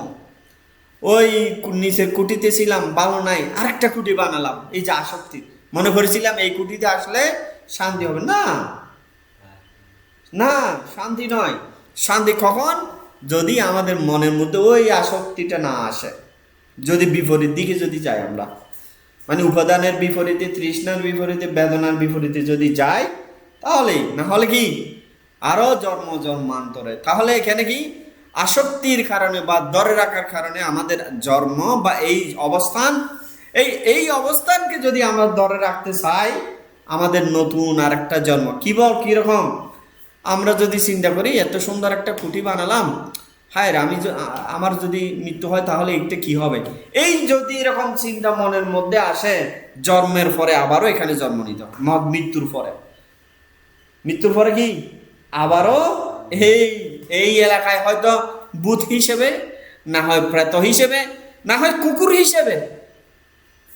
অনেক সময় বিহারে বা বিভিন্ন জায়গায় দেখা যায় কুকুর এইভাবে দেখা যায়। কারণ কি, যারা আসব বা যে তদীয় মানবের কথা আমাদের ত্রিপিটকের মধ্যে আমরা দেখতে পাই, পিতা মৃত্যুর পরে কুকুর হয়ে জন্ম নিয়েছিল, কারণ তার বাড়ির আঙ্গিনায় সে ধন সম্পদ মাটির নিচে লুকিয়ে রেখেছিল, ওইগুলোকে রক্ষা করার জন্য কুকুর হিসেবে জন্ম নিয়েছে। এভাবেও দেখি হয়তো কুকুর হিসেবে আবার জন্ম নিতে হবে যদি আমাদের আসক্তি কি এই বিহার বা এই স্থানের উপরে। তাহলে এটি কেন আসতেছে? ধরে রাখার চেষ্টার কারণে বা আসক্তির কারণে, আসবের কারণে। কিসের আসক্তি, কিসের আসব? এই যে নতুন কুটি একটা পেলাম, এটাকে ধরে রাখতে হবে। যদি এই আসব আমাদের মধ্যে থাকে, তাহলে এটার কারণে কি আরো একটা কি নতুন জন্ম হবে আমার বা আমাদের। তাহলে কি হচ্ছে এখানে? মানে এই অবস্থান বা এই অবস্থায় আছে, এটা হচ্ছে কি হেতু। এটার কারণে যদি এখানে আসক্ত থাকে, এটার ফল কি হবে? আবার জন্ম হবে। আর এই জন্মের কারণে কি হচ্ছে? মরণ। এই জন্ম, জাতি মানে কি জন্ম। তোমাদেরকে একটা যে প্রশ্ন জিজ্ঞেস করেছিলাম মনে আছে? ওই যে যখন ভ্রমণে গেছিলাম, মানুষের মৃত্যুর প্রধান কারণ কি? তোমরা বলো না। উভয়সিকে আপনারা কি মনে করেন মানুষের মৃত্যুর মানে অনেক ধরনের ভাবে মানুষের মৃত্যু হচ্ছে না পৃথিবীতে? এই যত কারণ আছে সবগুলোর মধ্যে প্রধান কারণ কোনটা মানুষের মৃত্যুর জন্য? জন্ম। জন্ম। আপনি মনে হয় শুনছেন উপাসক। আচ্ছা, আপনি জানেন হয়তো মানুষের মৃত্যুর প্রধান কারণ হচ্ছে কি? জন্ম।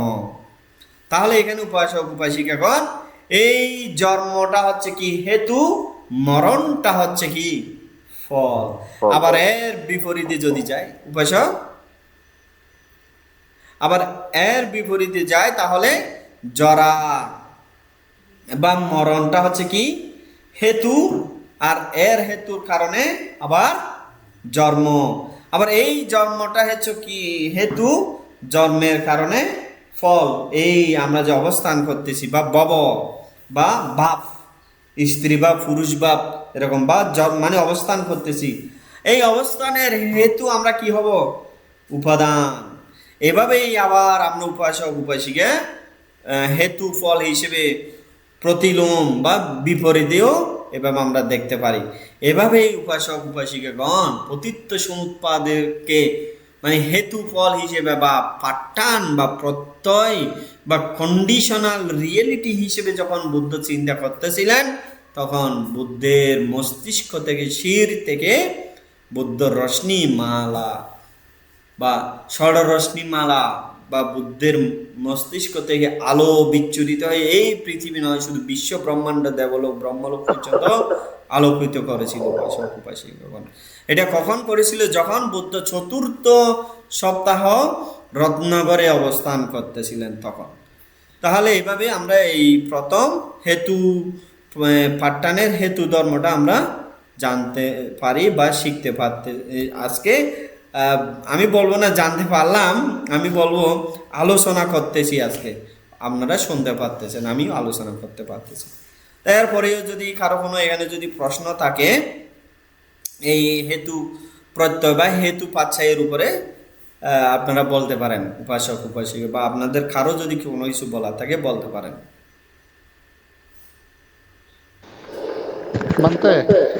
প্রসঙ্গে একটু, সেটা হলো এই যে এখনো বললেন, আগেও একবার মানে আলোচনায় আসছে আমাদের এই যে বিভিন্ন দেবলোক ব্রহ্মলোক আলোকিত হয়ে গেছিল। আসলে এগুলো কোনো মানে এরকম কোনো স্টেট আছে, জায়গা আছে যেটা দেবলোক বা ব্রহ্মলোক?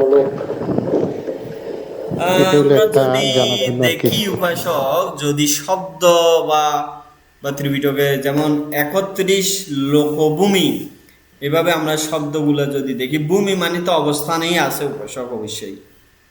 এই যে শব্দটা ব্যবহার করতেছি ওই শব্দের মধ্যেও আমরা বুঝতে পারতেছি এগুলোর কোনো অবস্থান আছে উপাসক, কিন্তু কোথায় অবস্থান আছে আমি উপাসক আপনাকে এটা নির্দিষ্ট করে ওইভাবে তো বলতে পারবো না, তবে অবস্থান আছে অবশ্যই নাকি অবশ্যই। নাকি ভান্তে মেন্টাল স্টেটটাকে বোঝানো হয়? এখানে আপনি ইনডাইরেক্টলি মেন্টাল স্টেটকে আসলে যদি আপনি ইনডাইরেক্টলি না সরাসরি যদি বলি, ডাইরেক্টলি যদি বলি, দেবলোক, ব্রহ্মলোক, তির্যক লোক, নিরয় লোক, অবিসি লোক সবগুলো আমাদের চিত্তের মধ্যে আছে। বুঝতে পারছেন উপসব? সবগুলা আমাদের মনস্তাত্ত্বিক ব্যাপার। যদি আমরা বলি সবগুলো আমাদের মনস্তাত্ত্বিক ব্যাপার, যেমন ব্রহ্মলোক যে বললাম, ব্রহ্মলোক কোথায় যে আজকে মৈত্রী সূত্র বলেছিলাম, আমাদের উপাসক বাংলাতে বলেছিল, এগুলাকে ব্রহ্মবিহার বলে, মানে ব্রহ্মলোকে যেভাবে ব্রহ্মরা অবস্থান করে এগুলাকে ব্রহ্মবিহার। ব্রহ্মবিহার কি? যখন আমাদের চিত্তের মধ্যে মৈত্রী আছে, ব্রহ্মলোকটা তখন আমাদের চিত্তের মধ্যে। যখন আমাদের চিত্তের মধ্যে করুণা আছে, ব্রহ্মলোকটা আমাদের চিত্তের মধ্যে। মুদিতা, উপেক্ষা যখন আমাদের চিত্তের মধ্যে আছে, ব্রহ্মলোকের অবস্থান কোথায়? আমাদের চিত্তের মধ্যে। আমরা যখন সুন্দর পরিপাটিভাবে থাকি, সুখী স্বাচ্ছন্দ্যে যদি থাকি, তাহলে দেবলোকটা কোথায়? আমাদের চিত্তের মধ্যে।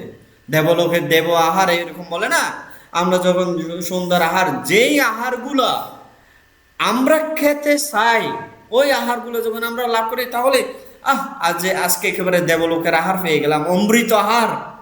পালিতে এই অমৃতকে বলা হয় আমাতা। অমৃত আজকে তো খাবারগুলো একেবারে অমৃত। অমৃত মানে দেবলোকের আমাতা শব্দ থেকে এই অমৃত শব্দটা আসছে। তাহলে যখন আমরা ওই খাবার নিয়ে যখন সন্তুষ্ট হই, তখন দেবলোকে যে আরাম আয়েসটা তো আমরা এই চিত্তের মধ্যে পেয়ে যাচ্ছি। তো একইভাবে যদি আমরা বিপরীতে যাই, আমরা যখন লোভ চিত্ত নিয়ে থাকি, আমাদের ওই শুকরের মতো, সুখের সবসময় কি করে? কিছু না কিছু, সবসময় সুখী শুধু। কারণ কি? লোভচিত্তের কারণে কিছু না কিছু খেতে চায়, কিছু না কিছু পেতে চায়, সেই কারণে সবসময় সুখে, ওইদিকে সুখ, ওইদিকে সুখ। তাহলে যখন আমাদের চিত্তের মধ্যে লোভচিত্তটা উৎপন্ন হচ্ছে, তখন আমরা তো তির্যক লোকের মধ্যে। একইভাবে আমাদের চিত্তের মধ্যে যখন রাগচিত্ত উৎপন্ন হয় বা দেশচিত্ত উৎপন্ন হয়, তখন আমরা কি যজ্ঞের মতো। হ্যাঁ উপসক, এভাবে আমরা বুঝতে। হ্যাঁ, এইখানে আমার আমার দ্বিতীয় প্রশ্নটা অবশ্যই এটার মধ্যে ছিল। এখনো এই আলোচনায় আসলো যে লোভচিত্ত এবং রাগচিত্ত, লোভ এবং রাগ কিন্তু দুটোটা সমার্থক শব্দ বানতে। না না না, সেই রাগ না, দেশ। এখানে রাগ বলতে দেশ বলে। রাগ শব্দের অর্থ হলো আসক্তি, আর লোভ আসক্তি, লোভ আসক্তি। এখানে আমি রাগটা বলতেছি দেশের দেশে। হ্যাঁ রাগ, হ্যাঁ আবার ওই অর্থেও আপনি রাগটা বলতে পারেন, রাগ বা অনুরাগ যেটাও বলা হয়। আমি বুঝতে পেরেছি বান্তে, কিন্তু এটা দুটোটা কিন্তু এই আসক্তিকেই বোঝায়। রাগ এবং লোভ দুটোটাই হলো লোভকে বোঝায়। উপাসক হ্যাঁ, বর্তমানে আমরা রাগ বলতে বুঝি অ্যাভারশন। বর্তমানে হিসাবে না, বুদ্ধের হিসাবে না, বুদ্ধের ভাষায় না। হ্যাঁ উপসক, বর্তমানে আমরা বুঝি রাগ মানে হলো অ্যাভারশন। হ্যাঁ অ্যাকচুয়ালি রাগ এবং অনুরাগ, বিরাগ। অনুরাগ হলো লোভচিত্ত, আর বিরাগ মানে হলো দেশ। যেমন সংবিধান ওই যে শপথ পাঠ করানোর সময় বলে, অনুরাগ বিরাগের বশবর্তী হইয়া কোনো কাজ করিব। অনুরাগ মানে রাগ, আর বিরাগ মানে দেশ। আচ্ছা মামা যেটা বলতেছেন, ওই যে দেবলোক যেটা, সেটা যদি না থাকে তাহলে মামা বুদ্ধ যে 550 জন্ম নিলেন, আর একজন লোকের পক্ষে কোনোদিনও সম্মুখ সম্পন্ন হওয়া এক জন্মের মধ্যে, এটা কোনোদিনও কিভাবে সম্ভব নাকি? এটা না, আমি সেটা বুঝে নেই মামা। আমি জন্মান্তরকে অবিশ্বাস করি নাই বা মিন করি নাই। ইদানিং কিছু সেটা তো আছে, সেটা মতবাদ আছে, সেটা অনেক গ্রুপ আছে, দেখছি আমি। বান্তদের মধ্যে এরকম ভান্তে আছে, অনেক ভান্তেও বলতেছেন যে পুনর্জন্ম বা জন্মান্তর, যেটা সেটা নাই। হ্যাঁ, হ্যাঁ, সেটা ওনারা জন্মান্তর পুনর্জন্ম বলতে এই যে প্রতিক্ষণে ক্ষণে যে চেঞ্জ হচ্ছে শরীরের, ওইটাকে বোঝাতে যে চাইছে। বায়োকেমিক্যাল চেঞ্জেস, সেটাকে বলতেছে যে পুনর্জন্ম। জন্মান্তরকে ওনারা অস্বীকার করে নেন আর কি। কিন্তু ওইটা ওই জন্মান্তর যদি অভিজ্ঞতার না কারণে থাকে আর কি তাহলে উপাসক। বুদ্ধ না যে এত সেটা তো লক্ষ আমি সেই ধর্মে আমি বিশ্বাসী না। আর সেখানে আমাদের অনেক পূজনীয় ভিক্ষুরা আছেন, অনেক জ্ঞানী ভিক্ষুরাও আছেন, অনেক যেটা অনেক এটা অনেক এটা বলতেছেন আর কি। যাক, তো আমরা সেই প্রসঙ্গে না যাই। হ্যাঁ হ্যাঁ, আমরা ওইদিকে না গেলে ভালো হবে উপাসক, হ্যাঁ ওইদিকে না গেলে ভালো হবে। হ্যাঁ উপাসক। এখানে যে ওই যে আপনার বৃষ্টির মধ্যে যে আমরা পেলাম কামভূমি রূপভূমি অরূপভূমি, কামভূমি রূপভূমির মধ্যে পঞ্চতন্ত্রার বৃষ্টি আছে, রূপভূমির মধ্যে শ্রোতধার আছে, চক্ষুধার আছে, মনধার আছে, সবগুলো নাই। আবার অরূপভূমির মধ্যে শুধু মনধার আছে। হুম। তাহলে এইসব ভূমিগুলা ওই তত্ত্বগুলো এইগুলাই তো ধরে আছে। যেমন অরূপভূমিতে মনধার নাই, মনধার উপাসক আপনার কথাগুলো বুঝতে পারতেছি না এখানে, বুঝতেছেন? আপনার কথাগুলো বুঝে যাচ্ছেন উপাসক এখানে। আমি তো এখন উনি উনি বিতির কথা বলতেন, বিতি। বানতে এখন বোঝা যাচ্ছে। এখন হ্যাঁ বোঝা এখন যাচ্ছে বুঝে একদম। যাচ্ছে উপাসক, বলেন। হ্যাঁ, ওই যে বিধি অনুসারে বলতে আমরা তো দেখতেছি কামভূমি, রূপভূমি এবং অরূপভূমিতে কামভূমিতে পঞ্চদার বৃত্তি আছে, মনোদার বৃত্তি দেখা যায় বলতেছে। রূপভূমিতে আছে শুধু 16টি রূপভূমিতে চক্ষুদার, শ্রোতদার, মনোদার বৃত্তি আছে। অরূপভূমিতে 4টি অরূপলোকের মধ্যে পঞ্চদার বৃত্তি নাই, শুধু মনোদার বৃত্তি আছে। তাহলে এই যে মানে লোকগুলো ভূমিগুলো তো আছে, কোথাও না কোথাও আছে, তো সেটা আমরা হয়তো অবশ্যই বুঝে নিতে অবশ্যই পারতেছি আছে না। উপাসক, অবশ্যই আছে, অবশ্যই অবশ্যই আছে উপাসক, অবশ্যই আছে। আছে সরাসরি যদি বলি, যেমন ধরেন এখানে তির্যক ভূমির কথা উল্লেখ আছে। তির্যক ভূমি তো আমরা সরাসরি দেখতেছি। দেখতেছি, হ্যাঁ। হ্যাঁ সরাসরি তির্যক কুকুর ভূমি, কুকুর সর্প, কুকুর বিড়াল কুকুর, এগুলো গরু, তো ছাগল, বিভিন্ন বাঘ, সিংহ প্রাণী। সবগুলা তির্যক ভূমিটা আমরা সরাসরি দেখতেছি। আচ্ছা ঠিক আছে, আশা করি উপাসক আচ্ছা মানে এই স্লাইডের উপরে আপনাদের কারো কোনো কিছু বুঝতেছেন, এরকম কোনো প্রশ্ন আছে এই স্লাইডের উপরে? যদি এই স্লাইডের উপর কোনো প্রশ্ন, উপাসক যদি আপনাদের মধ্যে এই স্লাইডের কোনো প্রশ্ন না থাকে, আমি পরের স্লাইডে যাচ্ছি। মানতে হ্যাঁ হ্যাঁ উপাসক, এখানে দেখেন এরপরে আমাদের আছে কি আরাম্মানা পাচ্ছায়। এগুলো কিভাবে আসে? পালিতে যখন আমরা পড়ি বা আমরা শুনি, তখন শুনি কিভাবে। আমি পালিগুলো পড়তেছি যাতে আপনারাও পালি উচ্চারণগুলো একটু করতে পারেন, সেই কারণে। আরাম্মানা পাচ্ছায়তি রূপায়াথানাং চাক্ষু বিজ্ঞান ধাতুয়া তাং সম্পয়ুক্তখানাং চ ধম্মানাং আরাম্মনা পাচ্ছায়েন পাচ্ছায়ো সাদ্দায়তনং সোতা বিজ্ঞান ধাতুয়া তাং সম্পয়ুক্তখানাং চ ধম্মানাং আরাম্মনা পাচ্ছায়েন পাচ্ছায়ো গন্ধায়তনং গান বিজ্ঞান ধাতুয়া তাং সম্পয়ুক্তখানাং চ ধম্মানাং আরাম্মনা পাচ্ছায়েন পাচ্ছায়ো রাসায়তনং জীবা বিজ্ঞান, এখানে জিরহা এরকম আসতেছে, এটা উচ্চারণ হবে জীবা বিজ্ঞান ধাতুয়া তাং সম্পয়ুক্তখানাং চ ধম্মানাং আরাম্মনা পাচ্ছায়েন পাচ্ছায়ো পট্টব্বায়তনং কায় বিজ্ঞান ধাতুয়া তাং সম্পয়ুক্তখানাং চ ধম্মানাং আরাম্মনা পাচ্ছায়েন পাচ্ছায়ো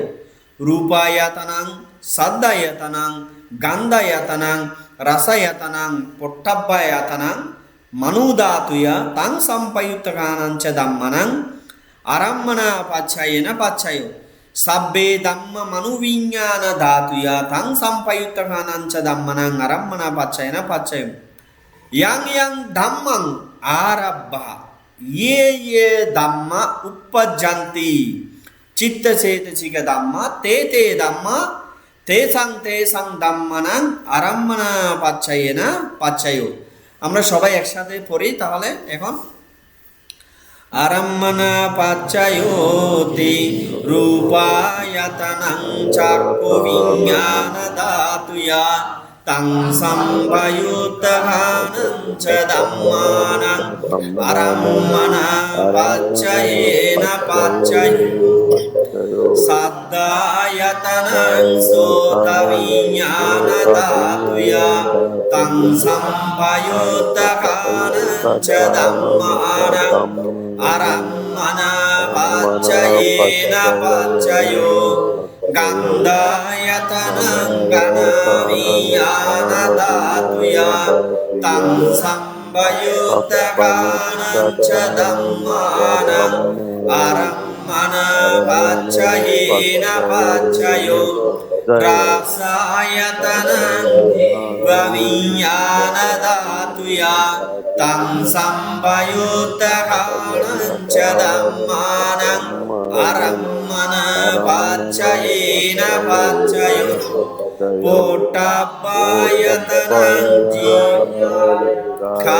জিহ্বাবিজ্ঞান ধাতুয়া তং সম্ভয়ুতঘানং চ ধম্মানাং আরাম্মানা পাচ্ছায়েনা পাচ্ছায়ো রূপায়তনং শব্দায়তনং গন্ধায়তনং রসায়তনং পোটাপায়তনং মনোধাতুয়া তং সম্ভয়ুতঘানং চ ধম্মানাং আরাম্মানা পাচ্ছায়েনা পাচ্ছায়ো সাব্বে ধাম্মা মনোধাবিজ্ঞান ধাতুয়া তং সম্ভয়ুতঘানং চ ধম্মানাং আরাম্মানা পাচ্ছায়েনা পাচ্ছায়ো yang dhammang arabba ye dhamma yupacanti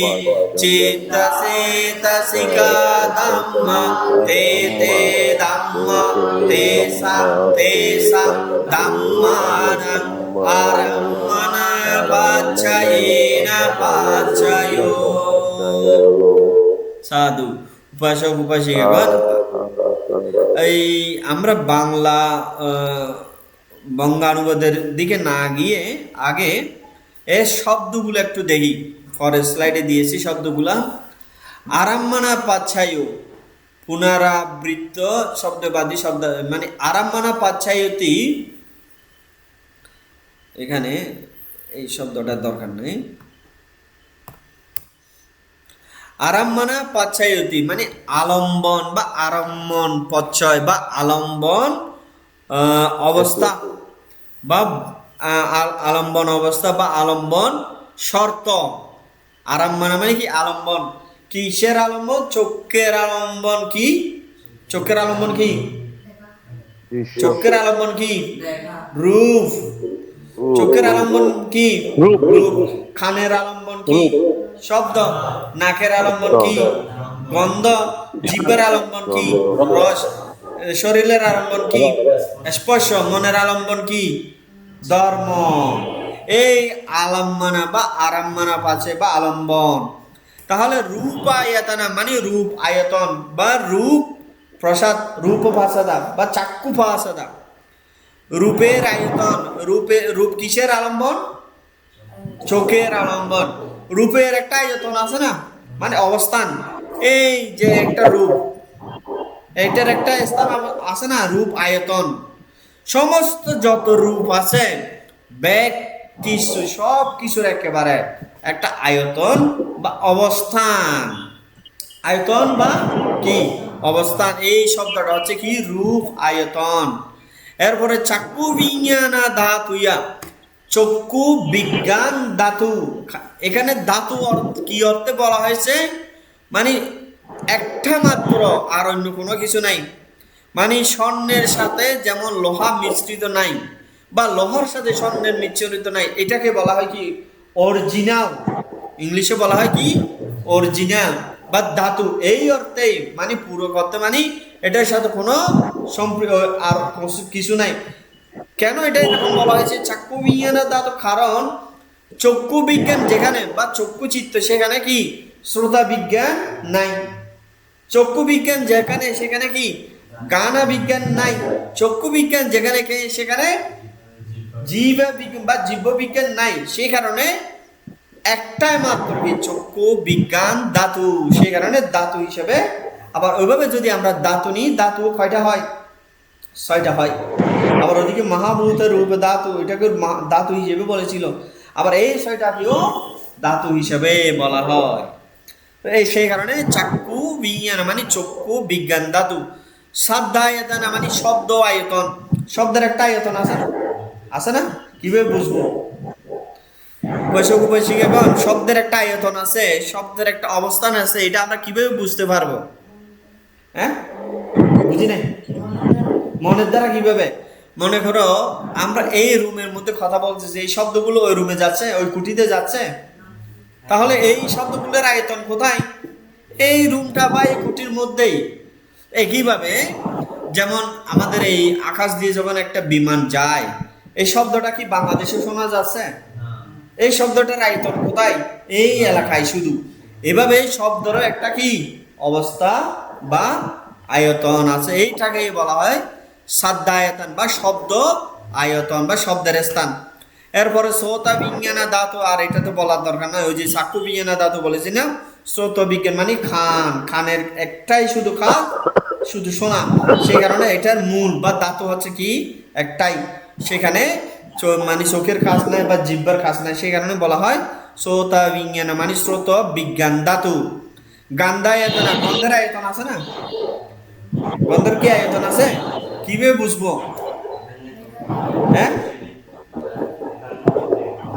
হ্যাঁ, বাইরে তো যাচ্ছে না, যেদিকে বায়ুটা প্রবাহিত হচ্ছে, বায়ুটা যেদিকে যাচ্ছে, যেই অবস্থান সেখানে শুধু ওই গন্ধটা, তাহলে ওই ওই জায়গায় শুধু গন্ধটা, তাহলে গন্ধের একটা আয়তন আছে বা স্থান আছে।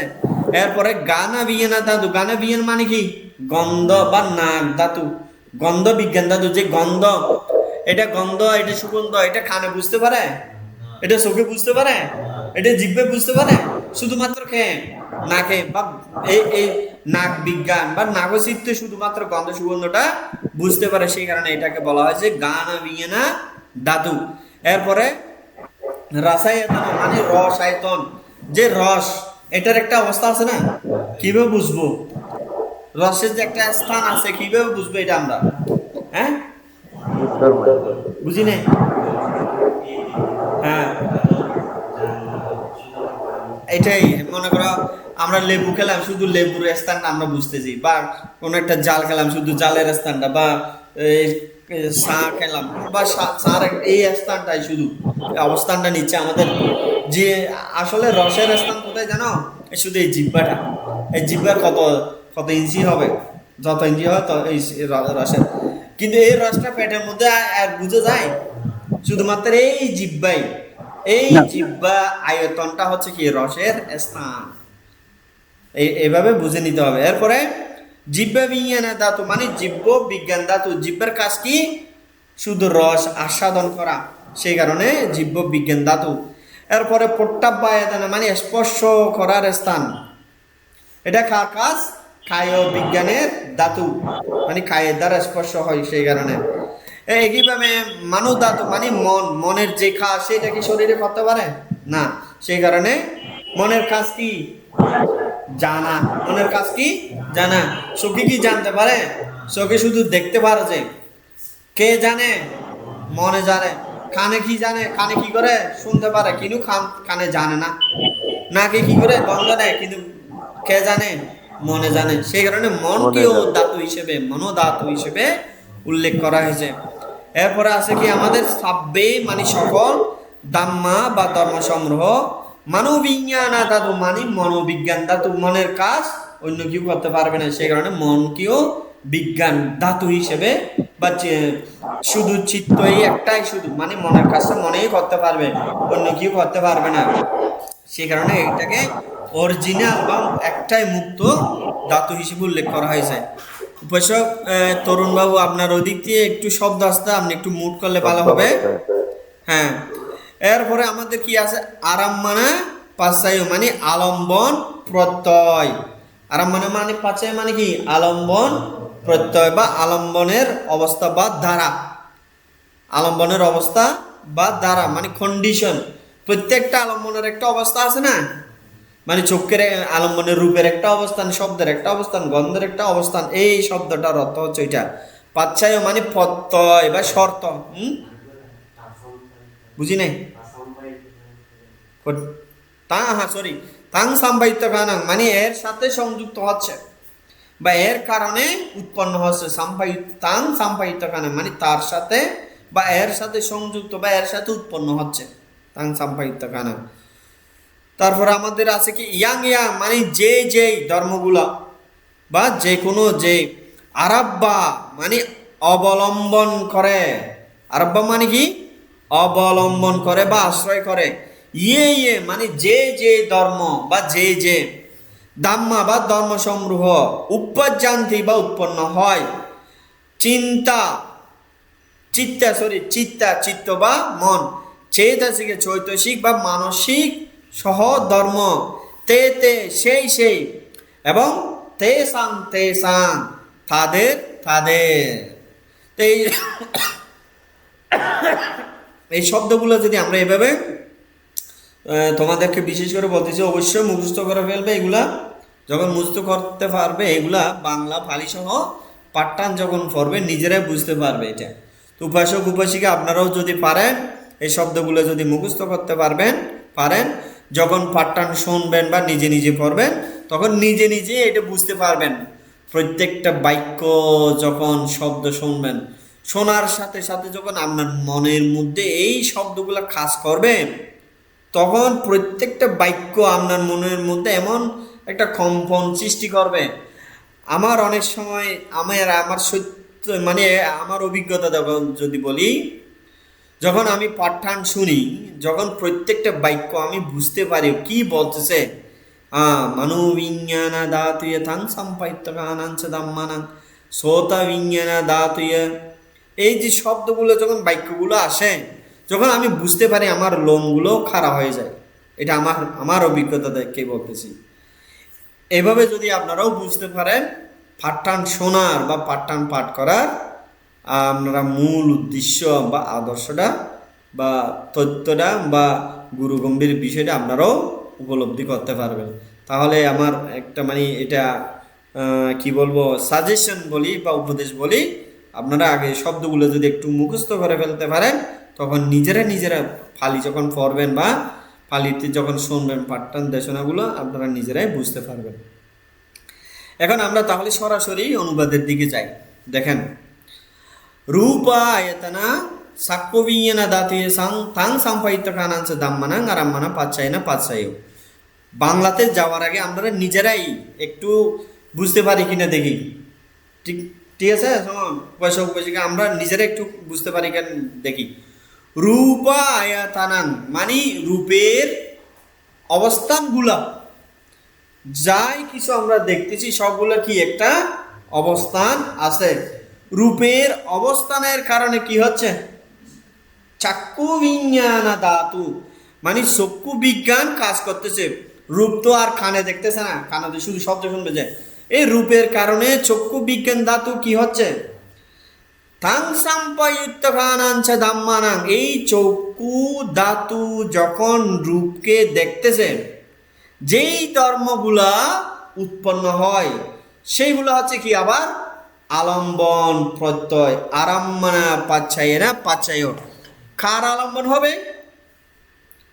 মানে যখন আবার নতুন একটা আলম্বন বা আলম্বন চিত্ত হবে, এটা উৎপন্ন হবে, সেটা চক্ষুরও হতে পারে মনেরও হতে পারে। কারণ মানব বিজ্ঞান ধাতু মানে চাক্ষু বিজ্ঞান ধাতু, এই চক্ষু বিজ্ঞান ধাতু এই বিজ্ঞানটা কি চিত্ত বা মন।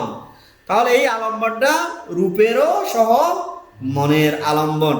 তাহলে মনের আলম্বন কি হতে পারে, তখন রূপ দেখার কারণে লোভ হতে পারে, দেশ হতে পারে, অলোভ হতে পারে, অদেশও হতে পারে। যাই ধর্মগুলো উৎপন্ন হয় না কেন সেইগুলো হচ্ছে কি আলম্বন প্রত্যয়। দাম্মানাং বলতেছি কেন, এখানে যেই ধর্মগুলো উৎপন্ন হয় না কেন সেইটা চোখের আলম্বনও হতে পারে বা মনের আলম্বনও হতে পারে। এইভাবে উপাসক শব্দ কার আলম্বন? খানের মানে খানের শব্দ কার আলম্বন? খানের সাথে কিসের সম্পর্ক? মনের। এর কারণে যেই শব্দ, মনে করেন আমরা শব্দ শুনতেছি, এই শব্দ শোনার সাথে সাথে এটা কার আলম্বন? খানের আলম্বন। খানের সাথে শব্দ শোনার পরে মনের মধ্যে যেই উৎপন্ন হয়, পাঠান ধর্ম, আমাকে গালি দিতেছে, দেশ ধর্ম, পাঠান ধর্ম যখন শুনি তখন আমাদের মনের মধ্যে অমোহ হতে পারে, অদোষের বিপরীতে মৈত্রী চিন্তা বা করুণা চিন্তা, বুদ্ধের এই ধর্ম, এরকম চিন্তা আমাদের মনের মধ্যে উৎপন্ন হয়। এইগুলো হচ্ছে কি মনের আলম্বন। তখন আরাম্মানা, এই ধাম্মানাং, সমস্ত আলম্বন গুলোকে এখানে ধাম্মানাং বলেছে, মনের আলম্বন বা কানের আলম্বন। এভাবেই রস জিব্বার আলম্বন, পট্টাব বা খাইয়ের আলম্বন, এই সবগুলা গিয়ে কি হয়, তারপরে রূপ আয়তনা, সাদ্দা আয়তনা, গান্ধা আয়তনা, রাসা আয়তনা, পুট্টাব আয়তনা, সবগুলা কিসের? মানোদাতুয়া, মানে মন ধাতুর সাথে থান সাম্পায়িত্যাঞ্চা, মানে এর সাথে সম্পৃক্ত হয়ে ধাম্মানাং, যেই ধর্মগুলো উৎপন্ন হয়, আরাম্মানা পাচ্ছে। এগুলো হচ্ছে কি? আলম্বন প্রত্যয় বা আলম্বন অবস্থান। তারপর কি আছে? সাব্বে দাম্মা মানবিজ্ঞানা দাতুয়া, সকল ধর্মগুলা, মানে আমাদের মনের মধ্যে লোভের, দেশের মোহের বা অলোভ অদেশের অমোহের বা পুণ্য পাপের যাই কিছু উৎপন্ন হচ্ছে না কেন, সাব্বে দাম্মা, যেই ধর্মগুলো উৎপন্ন হচ্ছে, এগুলো কার? মনোবিজ্ঞানের বা মনোধাতুর সাথে তাং সাম্বাইত্য কানাংশে দাম্মানাং আরাম্মানা পাচ্ছে। আবার ওই কুশল চিন্তার কারণে কি কুশল উৎপন্ন হচ্ছে, বা রূপ দেখে আমাদের মনের মধ্যে কি কুশল নাকি অকুশল চিত্ত উৎপন্ন হচ্ছে, শোনার কারণে কুশল নাকি অকুশল, দেখার কারণে কুশল নাকি অকুশল, গন্ধ সুগন্ধ নেওয়ার কারণে কুশল নাকি অকুশল, রস আস্বাদনের কারণে কুশল নাকি অকুশল, স্পর্শ করার কারণে কুশল নাকি অকুশল, যেই ধর্মগুলা কুশল নাকি অকুশল, পুণ্য নাকি পাপ উৎপন্ন হচ্ছে, এই সবগুলা কিসের কারণ, কিসের আলম্বন? আবার মনের আলম্বন। তারপর কি বলে? ইয়াং দাম্মাং আরাব্বা, যেই ধর্মগুলা ইয়াং দাম্মাং আরাব্বা মানে কি? আলম্বন বা আশ্রয় করে। দাম্মা, যে ধর্ম উপাজ্জান্তি, মানে উৎপন্ন হয়। উপাজ্জান্তি মানে কি? উৎপন্ন হয়। যেই ধর্মগুলো উৎপন্ন হয়, যেই ধর্মগুলো উৎপন্ন হয়, উপাজ্জান্তি চিত্ত চৈতসিক দাম্মা, চিত্ত চৈতসিক দাম্মা মানে চিত্ত চৈতসিক ধর্ম। এগুলোই কি হচ্ছে? আবার এগুলোকে বলা হচ্ছে চিত্ত বা চৈতসিক ধর্ম বলা হয়। তে দাম্মা মানে কি? সেই দাম্মাং তেসাং মানে তাদের ধাম্মানাং, সেই ধর্মগুলো তাদের ধর্মের আলম্বন বা ধাম্মানাং, বা মানে এই ধর্মগুলো।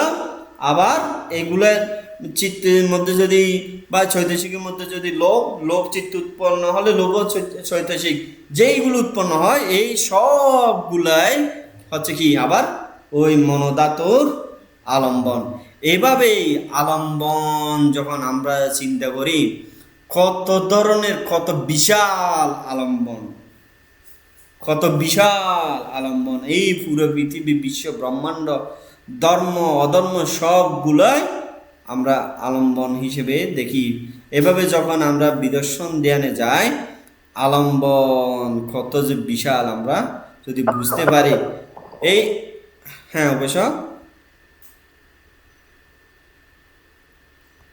অবশ্য কিছু বলছিলেন মনে হয়। আচ্ছা অবশ্য এভাবে যদি আমরা আলম্বন জিনিসটা যদি বুঝতে পারি, আমাদের চিত্তের আলম্বন, চোখের আলম্বন এবং এই চোখের মধ্যে যদি কোনো আলম্বন উৎপন্ন হলো, যদি আমরা হ্যাঁ আমার চোখের মধ্যে রূপের আলম্বন উৎপন্ন হলো, এই রূপের আলম্বনটাও কি অনিত্য। সাব্বে সাংখারা অনিচ্ছা, যেই একটা বাক্য আমরা জানি, এই আলম্বনটাও অনিত্য, এই সংস্কারটাও অনিত্য। এবং এই আলম্বনকে যদি আমি ধরে রাখতে চাই, আমি দুঃখে পতিত হব। এই যে আলম্বন উৎপন্ন হয়েছে, এই আলম্বনটাও আমার নয়, এভাবে যদি আমরা স্মৃতি নিয়ে ধ্যান করতে পারি, তার মানে অনাত্ম ধর্মটা আমরা বুঝতে পারবো। সমস্ত আলম্বন যে অনিত্য, সমস্ত আলম্বনের কারণেও দুঃখ উৎপন্ন হতে পারে, যদি এগুলোকে আমরা ধরে রাখতে চাই।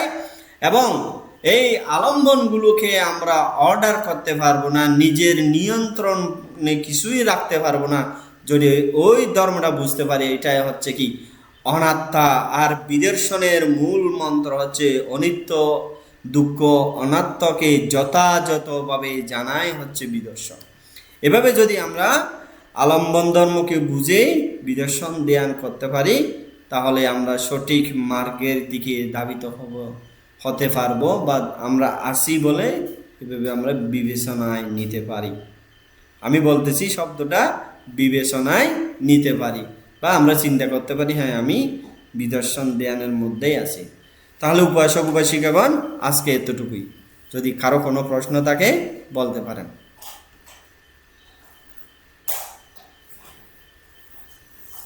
এই যে ভগবান জাতির পার্থক্যটা ঠিক মতো বুঝতে পারি নাই বান্তে। কোনটা উপাসিকা?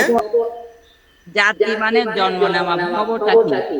ভব মানে এই যে অবস্থান করতেছেন আপনি উপাসিকা, আপনি কোথায় আছেন এখন? বাংলাদেশে। আপনার জন্মের পরেই আপনি ওখানেই অবস্থান করতেছেন। এই যে অবস্থান করতেছেন, এটাই উপাসক বর্তমানে। ওই যে অবস্থান করতেছেন ওইটাই উপাসক উপাসিকা। বব আবার বিভব। হ্যাঁ, উপাদানের কারণে ভব মানে মনে করেন আপনি ওখানে অবস্থান করতেছেন, মনে করেন আপনার ওই যে একটা বাসা, সকালে যদি বের হয়ে যান আবার ওই বাসায় আপনি ফিরেন, কারণ ওই বাসাটাই আপনি ধরে আছেন, ওই বাসাটাই আপনাকে থাকতে হবে। একইভাবে এই পঞ্চস্কন্ধকেও আমরা ধরে রাখতে চাই, উপাদান।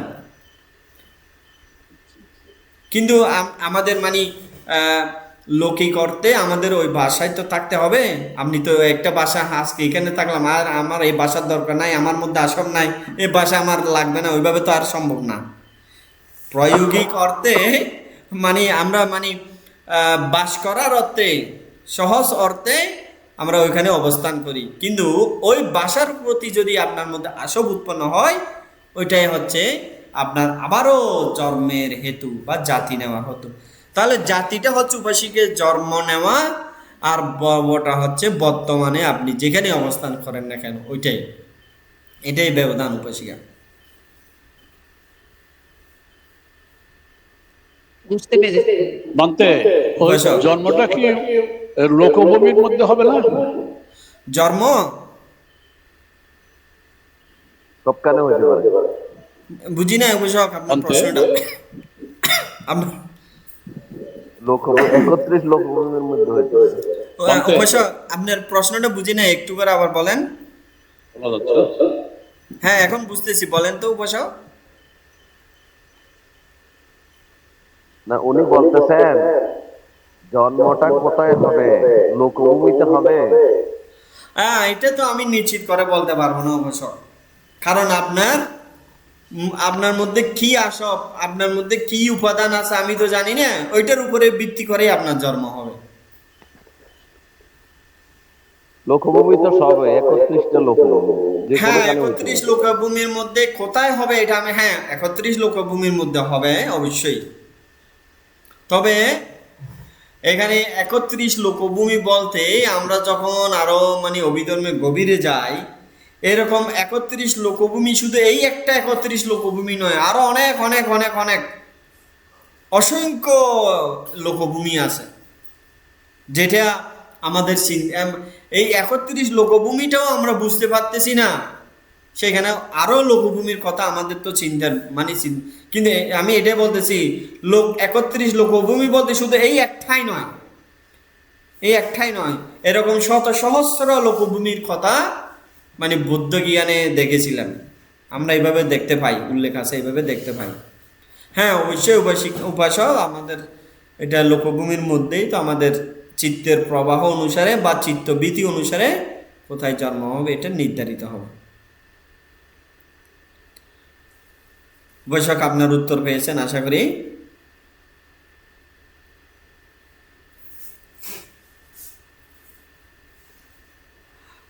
আর যদি কারো কোনো প্রশ্ন না থাকে, উপাসিকাকে ধন্যবাদ আপনার প্রশ্নের জন্য। আর যদি কারো কোনো প্রশ্ন না থাকে আমি এখানে শেষ করতে চাই।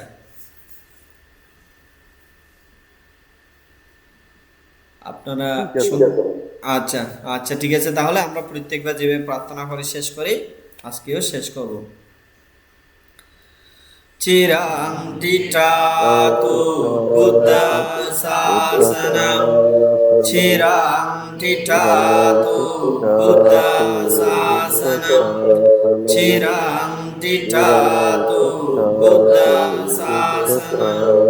সাধু সাধু সাধু। ঠিক আছে উপাসক উপাসিকাগণ, সবাই ভালো থাকবেন। শুভরাত্রি, আগামী সপ্তাহে দেখা হবে।